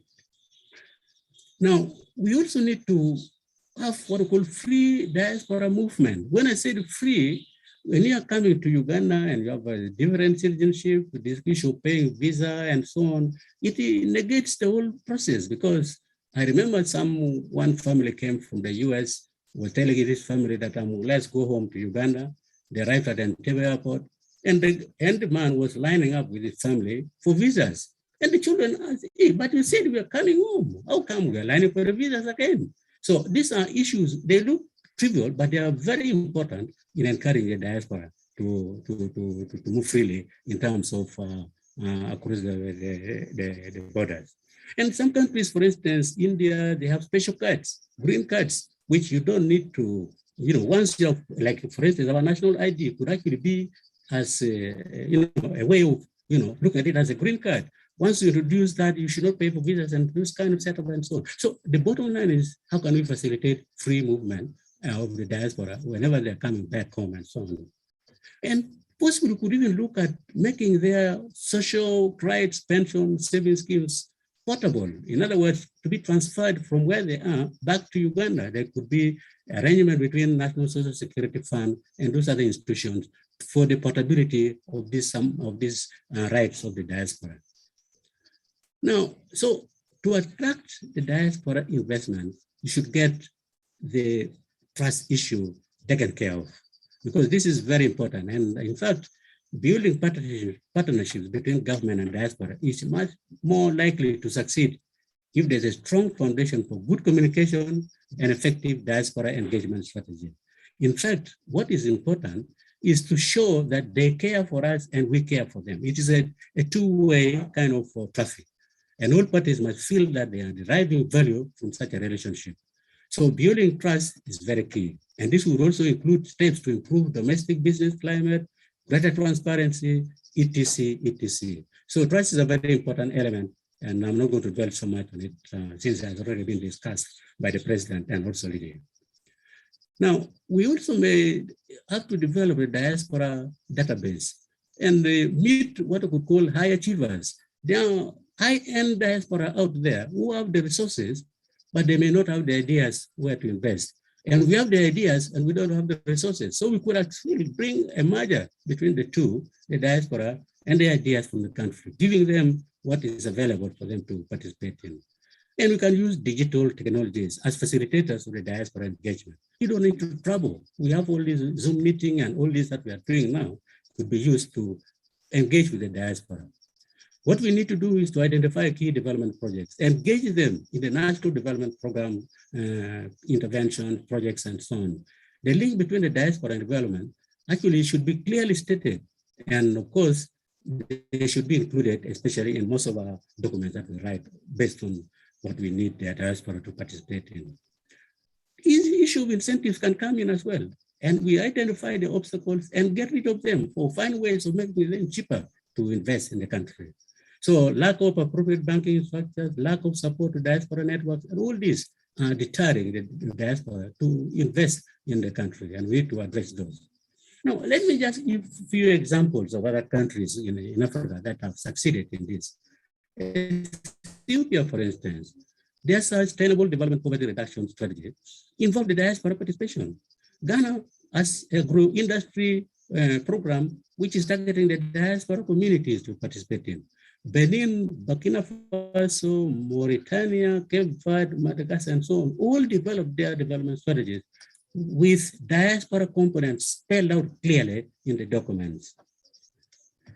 Diaspora bonds. Egypt issued this a long time ago, right from the late 70s. They started issuing that. Ghana has done it recently. Ethiopia, for their dams, the Inga Dam was mainly funded by the diaspora contribution. So it can be done if we have the right policies in place. Now, few governments have taken task of gaining the trust of the diaspora seriously, as the government of Mexico has done. Mexico has special programs to enhance this link between the diaspora and government. And our neighbor here, Kenya missions and embassies are now going into what we call commercial diplomacy, where the diaspora are a key element in it. And they want to promote a change of attitudes towards the diaspora, encourage the diaspora from association. So in fact, all this can be done. And the question now in Uganda, what are we doing? That's the question everybody is asking for. And ambassadors should have been here, but what I know for sure is that the Ministry of Foreign Affairs has partnered with the Investment Authority, and Bank of Uganda. They developed a very comprehensive detail of all the possible investment engagements that the diaspora can participate in. A big menu that the diaspora can chip in and take out of what they can afford and so on. So that, in fact, is a very useful stage in which the diaspora can be helped out, provide information on the available opportunities. And Foreign Affairs Ministry has actually done a great job on that. And the investment contribution actually is to ensure that Ugandan diaspora are aware of the opportunities that exist in the country. And because they don't have the opportunity, they don't have the time to come and collect the data from the ground. And as I said, the government has gone a long way to bring this available for them. FAO recently and Uganda government partnered to promote diaspora investment in agriculture. And a typical case is that of Libya and Lydia. And so many other cases that one would talk about that would show the success of that program. And the Minister of Foreign Affairs, Diaspora Department, core objective is to mobilize Uganda diaspora in the national development. And indeed, a great work has already been done on that. And a lot of conventions have been attending them, explaining exactly where we're leading to and the rest of it. So all in all, the diaspora community is contributing to the development of Ghana through direct investments, as I mentioned, remittances, trade promotion and market access, technology and skills transfer, as Lydia was talking about, and philanthropic activities. All these are taking place even without the serious government engagement, because they are individual decisions And the case of Libya is a good one because most of the things he has been mentioning has been happening purely on our own efforts with very little contribution from government. So let me just conclude by saying that the cost of financing African development, including infrastructure, the SDGs, are escalating and intensifying the quest for new innovative sources of financing to close existing financing gaps.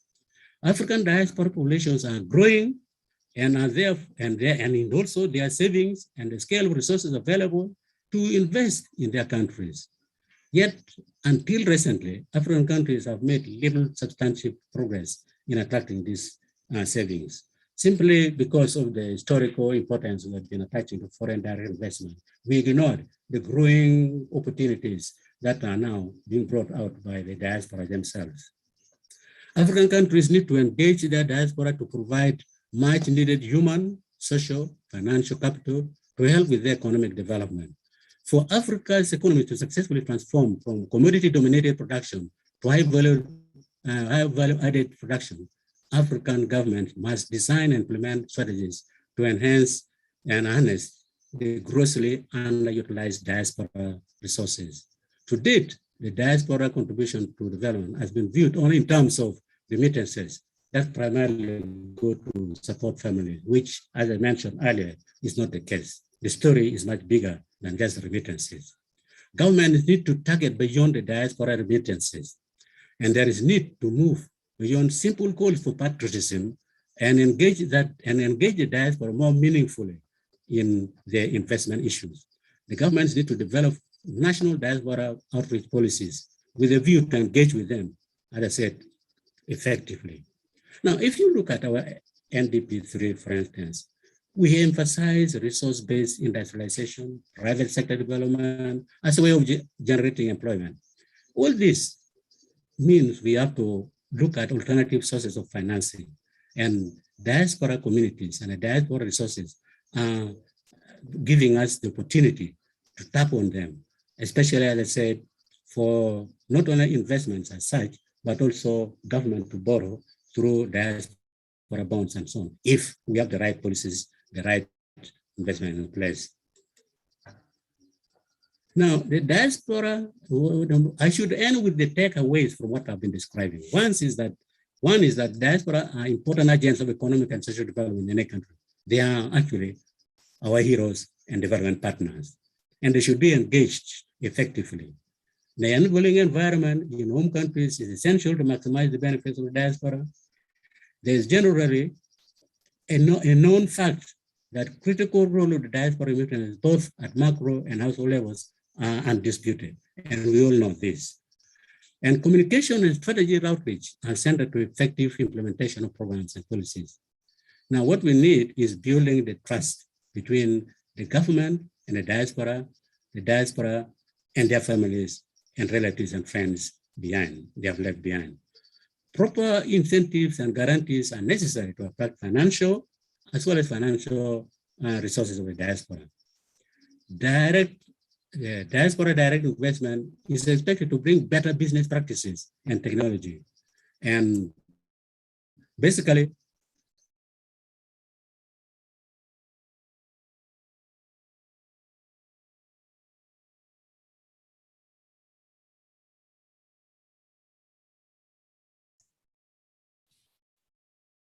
we lost your sound there, Dr. Marius.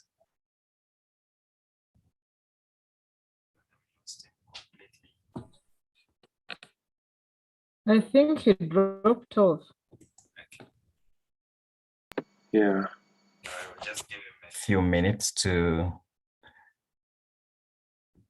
see if he can reconnect, but he was wrapping up, which is good to see.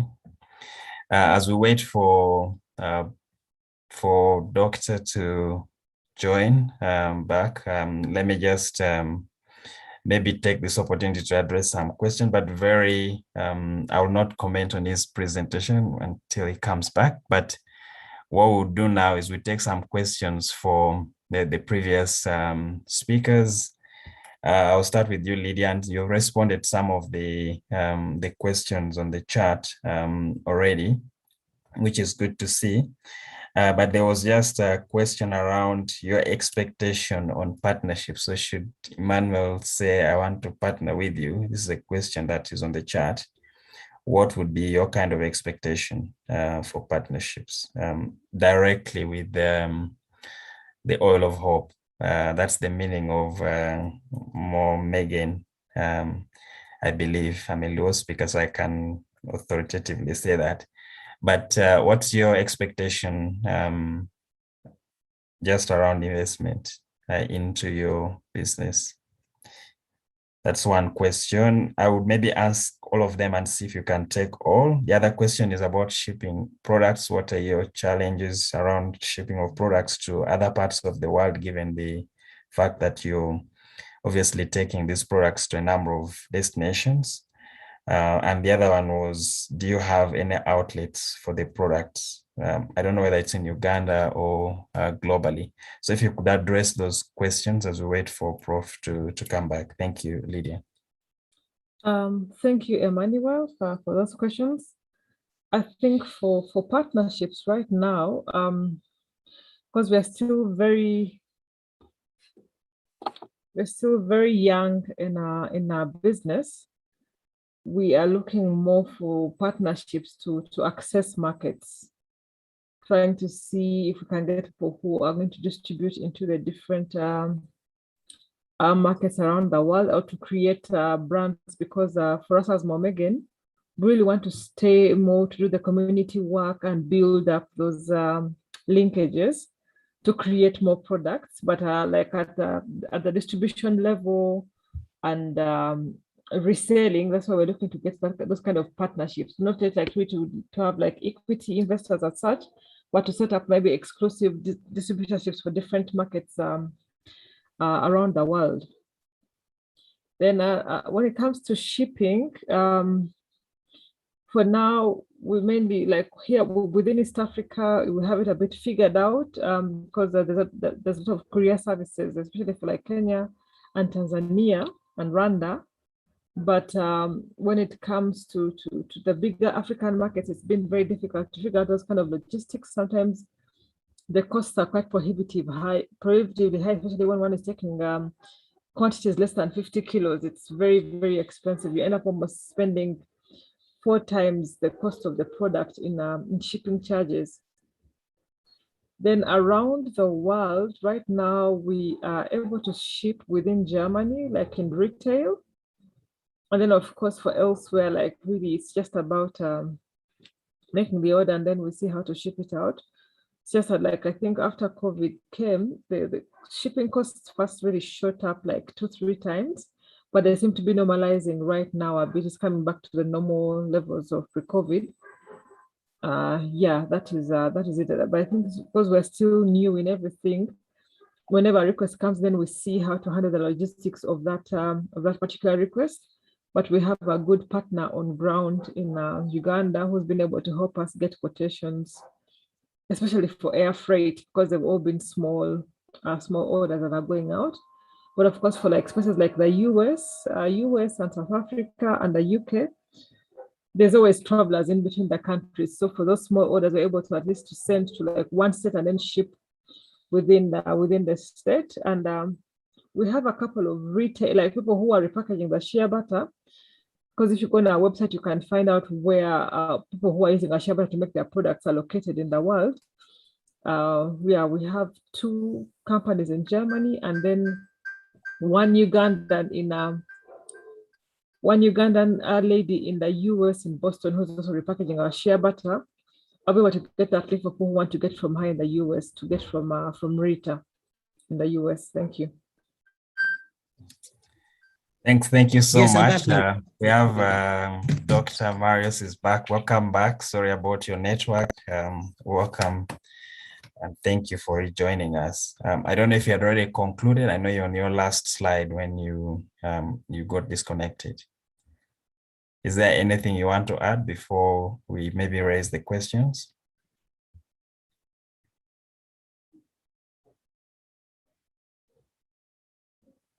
Okay, we're battling to hear you.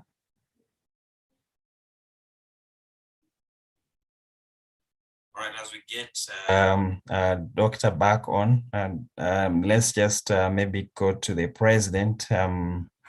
Obviously, you made a rallying call. I think the basic question, and I know Dr. Marius has actually answered the question directly in terms of the actual practical things that we can do. I think he's really done a good job in some of the things that we can do in engaging with our key stakeholders like governments. I think he's done a good job in describing that, and definitely we will be working very closely together with him to bring this to life. What are kind of the next steps, Mr. President? What would you consider as the next steps for this? The concept, I think it's well received. Dr. Amos has validated with research, his extensive knowledge in research and exposure in international agencies. He's really done a good job in saying practically what can be done. What would you consider as the next steps, and what would the community here expect from us going forward? I don't know if you're able to answer, Mr. President. Yeah, thank you, Manuel. I think the first step is to build. We want to start building the communities. The point we're advancing is we're trying to help those who can't go it alone. The submission Dr. Marius has made is for, we don't have many leaders, people who can go at it by themselves. And so what we need to do is build a community of those who have the willingness but don't have the ability. So we want to start building the communities. At the same time, we want to create the legal structure. So we're engaging the legal firms to give us advice on the appropriate vehicle. What do we call ourselves, or what entity do we become? So that then we can, as we mobilize the resources, we have them channeled together. So that's what we want to do. And so what we'll also continue doing is creating the awareness. I mean, this is a very good example of one of the ways we can sensitize more people in the diaspora. And one of the things we'll need to do, I got feedback as we're mobilizing for people in the Eastern Hemisphere, the people in Singapore, in China, in Australia. This time doesn't work for them. So this call particularly has favored those in Europe and the Middle East and Africa. But we need to arrange a call like this at a different time for the US, the Western and the Eastern hemispheres. So what we'll be doing is mobilize the communities, having engagements like this to create the awareness that there are good receptors at home. And we've just done an example of Uganda, but we have participants from other countries, Zimbabwe, South Africa, DRC. So what we'll do is the people in the different countries can give us access, create opportunity for us to engage your countries. But the intention is we're looking at Africa as one block, because we believe, just like, I look at Africa as the tribes of Israel. We're just different tribes. We're Africans of different tribes, but we're one people. And I believe what we're starting is just the beginning, but it's going to affect the entire continent. We've got lots of Africa in the diaspora. And I believe if we create a vehicle, we'll become like these organizations that invest in different countries. But yes, that's the idea we have in mind. Thank you so much. I don't know if we have Dr. Marius, are you able to hear us now? We lost him. Hello. But Hello. Yes, we can hear you. This is Dennis Mahebe. Hi, Dennis. I'm a colleague of Doctor. He has told me he's having difficulty connecting back. Okay. But I'll be able to take some of the few things, much as I cannot step in his shoes completely. Sure. But I'll be able to note some things, and any further discussions, we are really interested, because we also got to meet Lydia through the FAO interactive engagement that started in 2019. And so far we are seeing good progress. Ministry of Foreign Affairs, they are drafting a policy on the diaspora. So we are seeing good progress in that regard. And this paper that was done by Doctor at the National Planning Authority has greatly informed these discussions. with FAO and Ministry of Foreign Affairs and the diaspora community that we have met so far. And we are looking around to see if we can get some resources to engage the diaspora that are investing in the country to get their views, to be able to discuss these challenges further and see how we can tackle them. But I think Doctor has managed to come back, so I'll give him a chance. Thank you. Thank you very much, Dennis. I think that was very useful, and we can already see the impact that you're creating. Dr. Marius, are you able to hear us?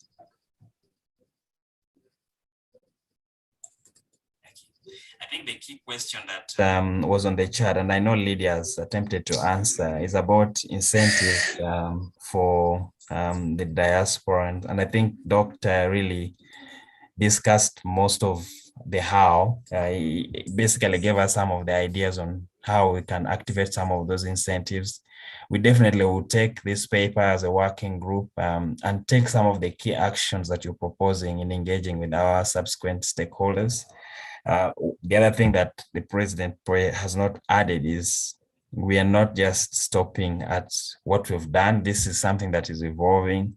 Definitely some of us work for banks. We need to start to engage those banks on how they can facilitate some of these remittances, ring-fenced specifically for the diasporans. All those ideas, we have a platform that will enable this database, growing online database. Those are things that we're thinking about. Some of the providers, payment remittance providers like Flutter, we're already engaging some of those big global payment enablers that are operating in Africa, that have the heart to invest in Africa. We are doing those engagements on the sideline just to ensure that all this pulls together. When we bring a proposition for those who want to work with us or partner with us, we'll definitely bring a proposition that is attractive, not just another group, but we are really working towards creating this proposition for the diaspora, the partnerships of diaspora investment. So when we are fully active with all the we're doing it very professionally, making sure that there are legal structures that support what we're doing, because we're not going to be here forever. I think we understand that. So we need something that will be sustainable and into the future for people to have that confidence. One of the issues is trust. We are really working on how we can solve that with these engagements that we have. So there's quite a lot that we still have to do. This is some evolution. It's not something that is going to happen, but truly, like Lydia's story, we want to start somewhere and we're already on the move. It's not that we've not started, we're starting. Whoever is ready to start as soon as we have the legal framework in place, definitely. But now it's awareness, dotting all the I's and crossing all the T's to make sure that we do not repeat the same mistakes or the challenges that we see, because ours is to address those challenges.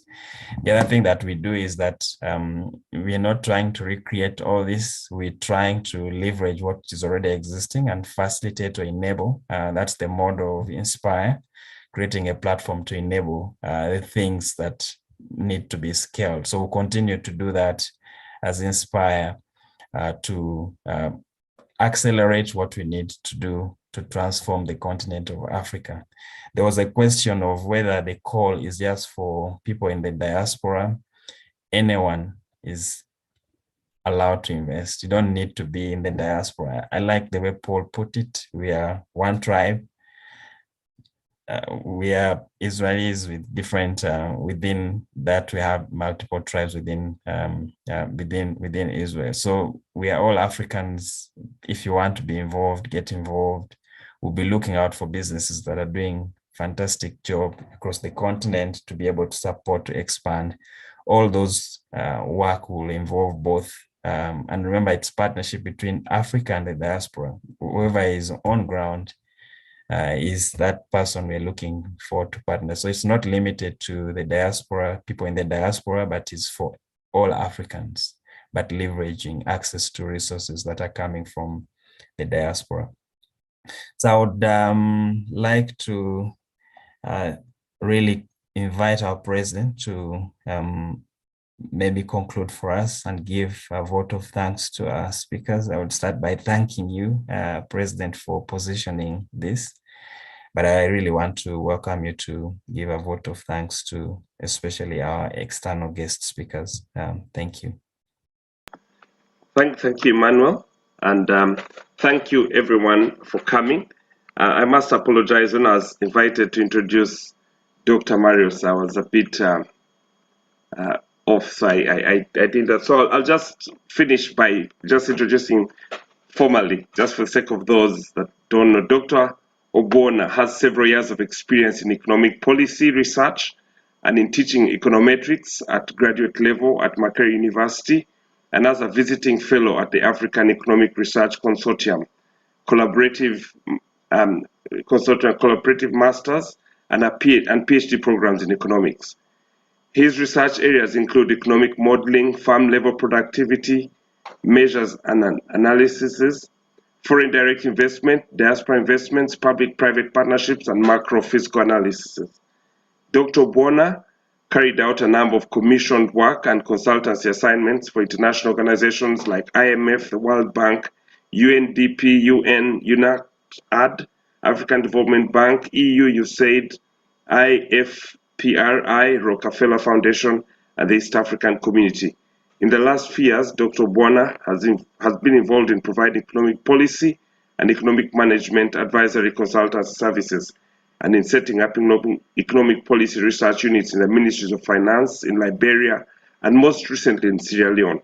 He has published extensively in both local and international referred journals and book chapters. Dr. Obwona has a Bachelor of Statistics, First Class Honours from Makerere University, a Master of Science from the London School of Economics, and a PhD in Economics from Australia National University. Dr. Obwona, we're very privileged to have had your time to come and speak to us, and we appreciate you for a very well-researched presentation. You've just given us a benchmark. We'll start from what you presented. Your presentation is it, and we appreciate you for the candid conversation that you've given us. We'll request you to allow us to have access to you to discuss what we're doing further. So ours is really to help you with what you're already doing. In case you didn't know, a couple of us on the call are actually in the diaspora. So what we're doing is mobilizing the diaspora, but we're also trying to get those at home to see the value of trust. Trust is really, like you said, the two challenges. The key challenge is trust. If we can increase the trust level at home, then it will be much easier for those in the diaspora to make a decision to invest. So we want to thank you for the time, and we appreciate you for your good presentation. Lydia, for me, just made me speechless when I heard her story.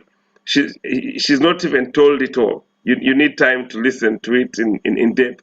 But Lydia is a living example of what you can do as a diaspora when the diaspora collaborates with the country. There's a lot more resource from Lydia. She didn't tell you the value in the trees, just the soil in Uganda and a couple of parts of Africa. We're gifted by nature, and because of the research that they've done, they're trees that grow in certain parts of the country or the continent, and the fact that they grow, so like the Shea Belt is a particular area. So the research they're doing can also help us understand the value that we can to utilize the other parts of our continent and of our country. So we want to thank Lydia and her husband for the work that they're doing, and we pray that we can be able to scale it. So I'd like to thank you all for sparing your time. We've had a good turn-up this evening. Apologies for going beyond the time, but we thought it was important for us to at least have this discussion. And we will have several other conversations. We'd like to encourage those who'd like to participate with us, because we're building the concept that we want to then scale.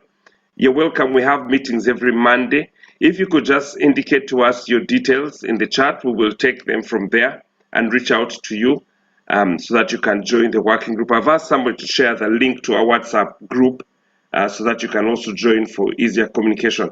But we'd like to thank you all for coming, and thank you especially our speakers college, those that were able to make it tonight. We appreciate your support, and thank you all for coming. Thank you, Manuel, for the good steer as a host. Yeah, thank you. Thank you, Mr. President, and thank you, everyone. Do enjoy the evening. We'll leave you with the sights and sounds of Inspire as we sign out. But we'll definitely put the link to the WhatsApp group on the chat. If you're not part of the WhatsApp group for the Diaspora Working Group, you'll have that posted on the chat. You can do that as we play some music in the background. Again, the admin will share his details. Should you want to have direct connection, please do feel free. Like I promised, we'll send you all these presentations on email and the WhatsApp groups. So make sure you're plugged in into those groups. Thank you. I'll leave you with the sounds of Inspire. Thank you so much for joining us, and we look forward to having you again.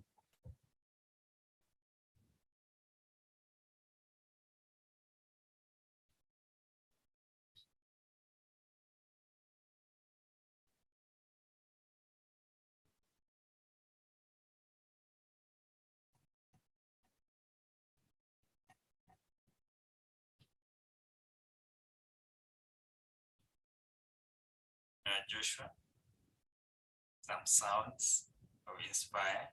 It's not this quiet, it's a proper sound.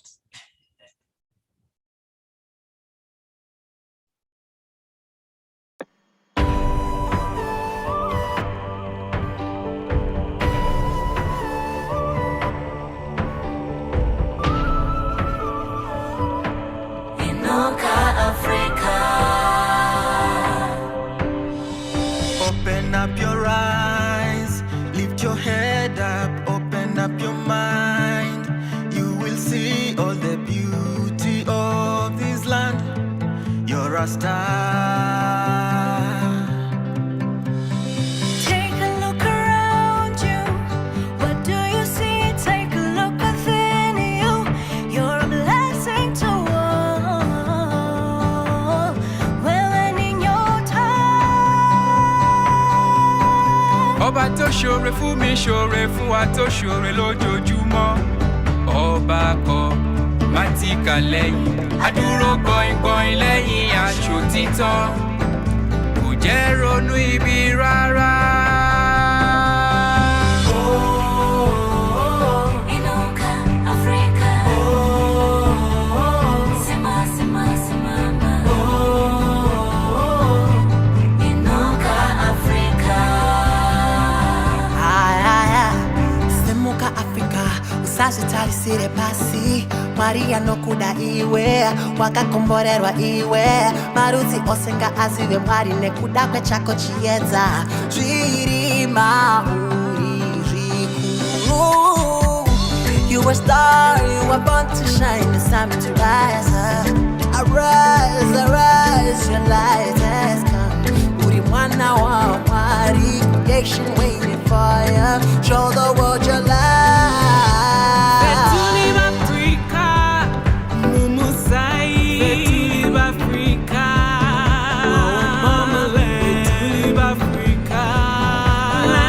Beauty.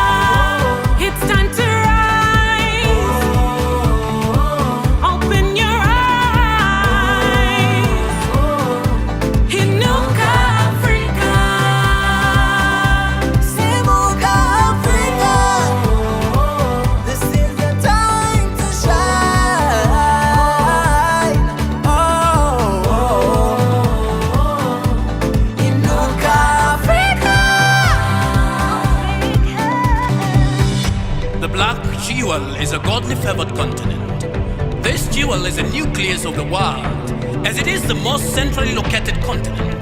The black jewel is power, brilliance, and outstanding uniqueness. This jewel is gold. It is vast gas and oil reserves, diamonds, timber, fish, and great wildlife sceneries. It is vast, beautiful deserts and a unifying coastline. The black jewel uniqueness is in its color black, the very depth of all colors. It is victory. Our victory as a black jewel lies on our genuine black knees, knelt in a unified cry to the Almighty. Our black jewel will rise in Nuga, Africa. The black jewel. Your time has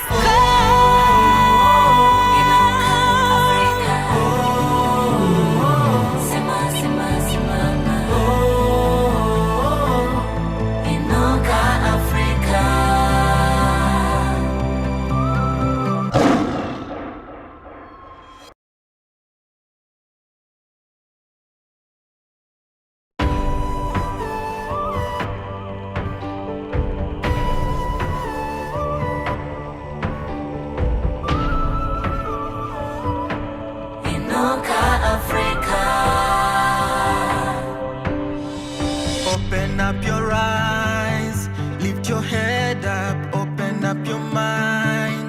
You will see all the beauty of this land. You're a star. Take a look around you. What do you see? Take a look within you.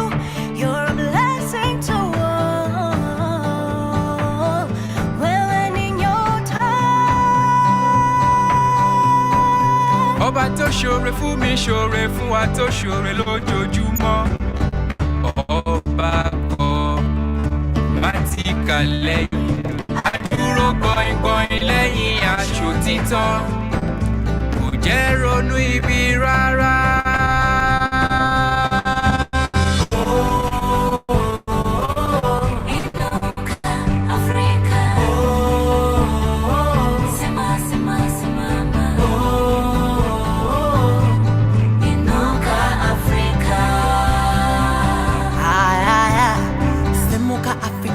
Sasitarisire pasi Maria no kuda iwe Wakakomborerwa iwe Maruti osenga azive mwari Nekuda kwe chako chiedza Zvirima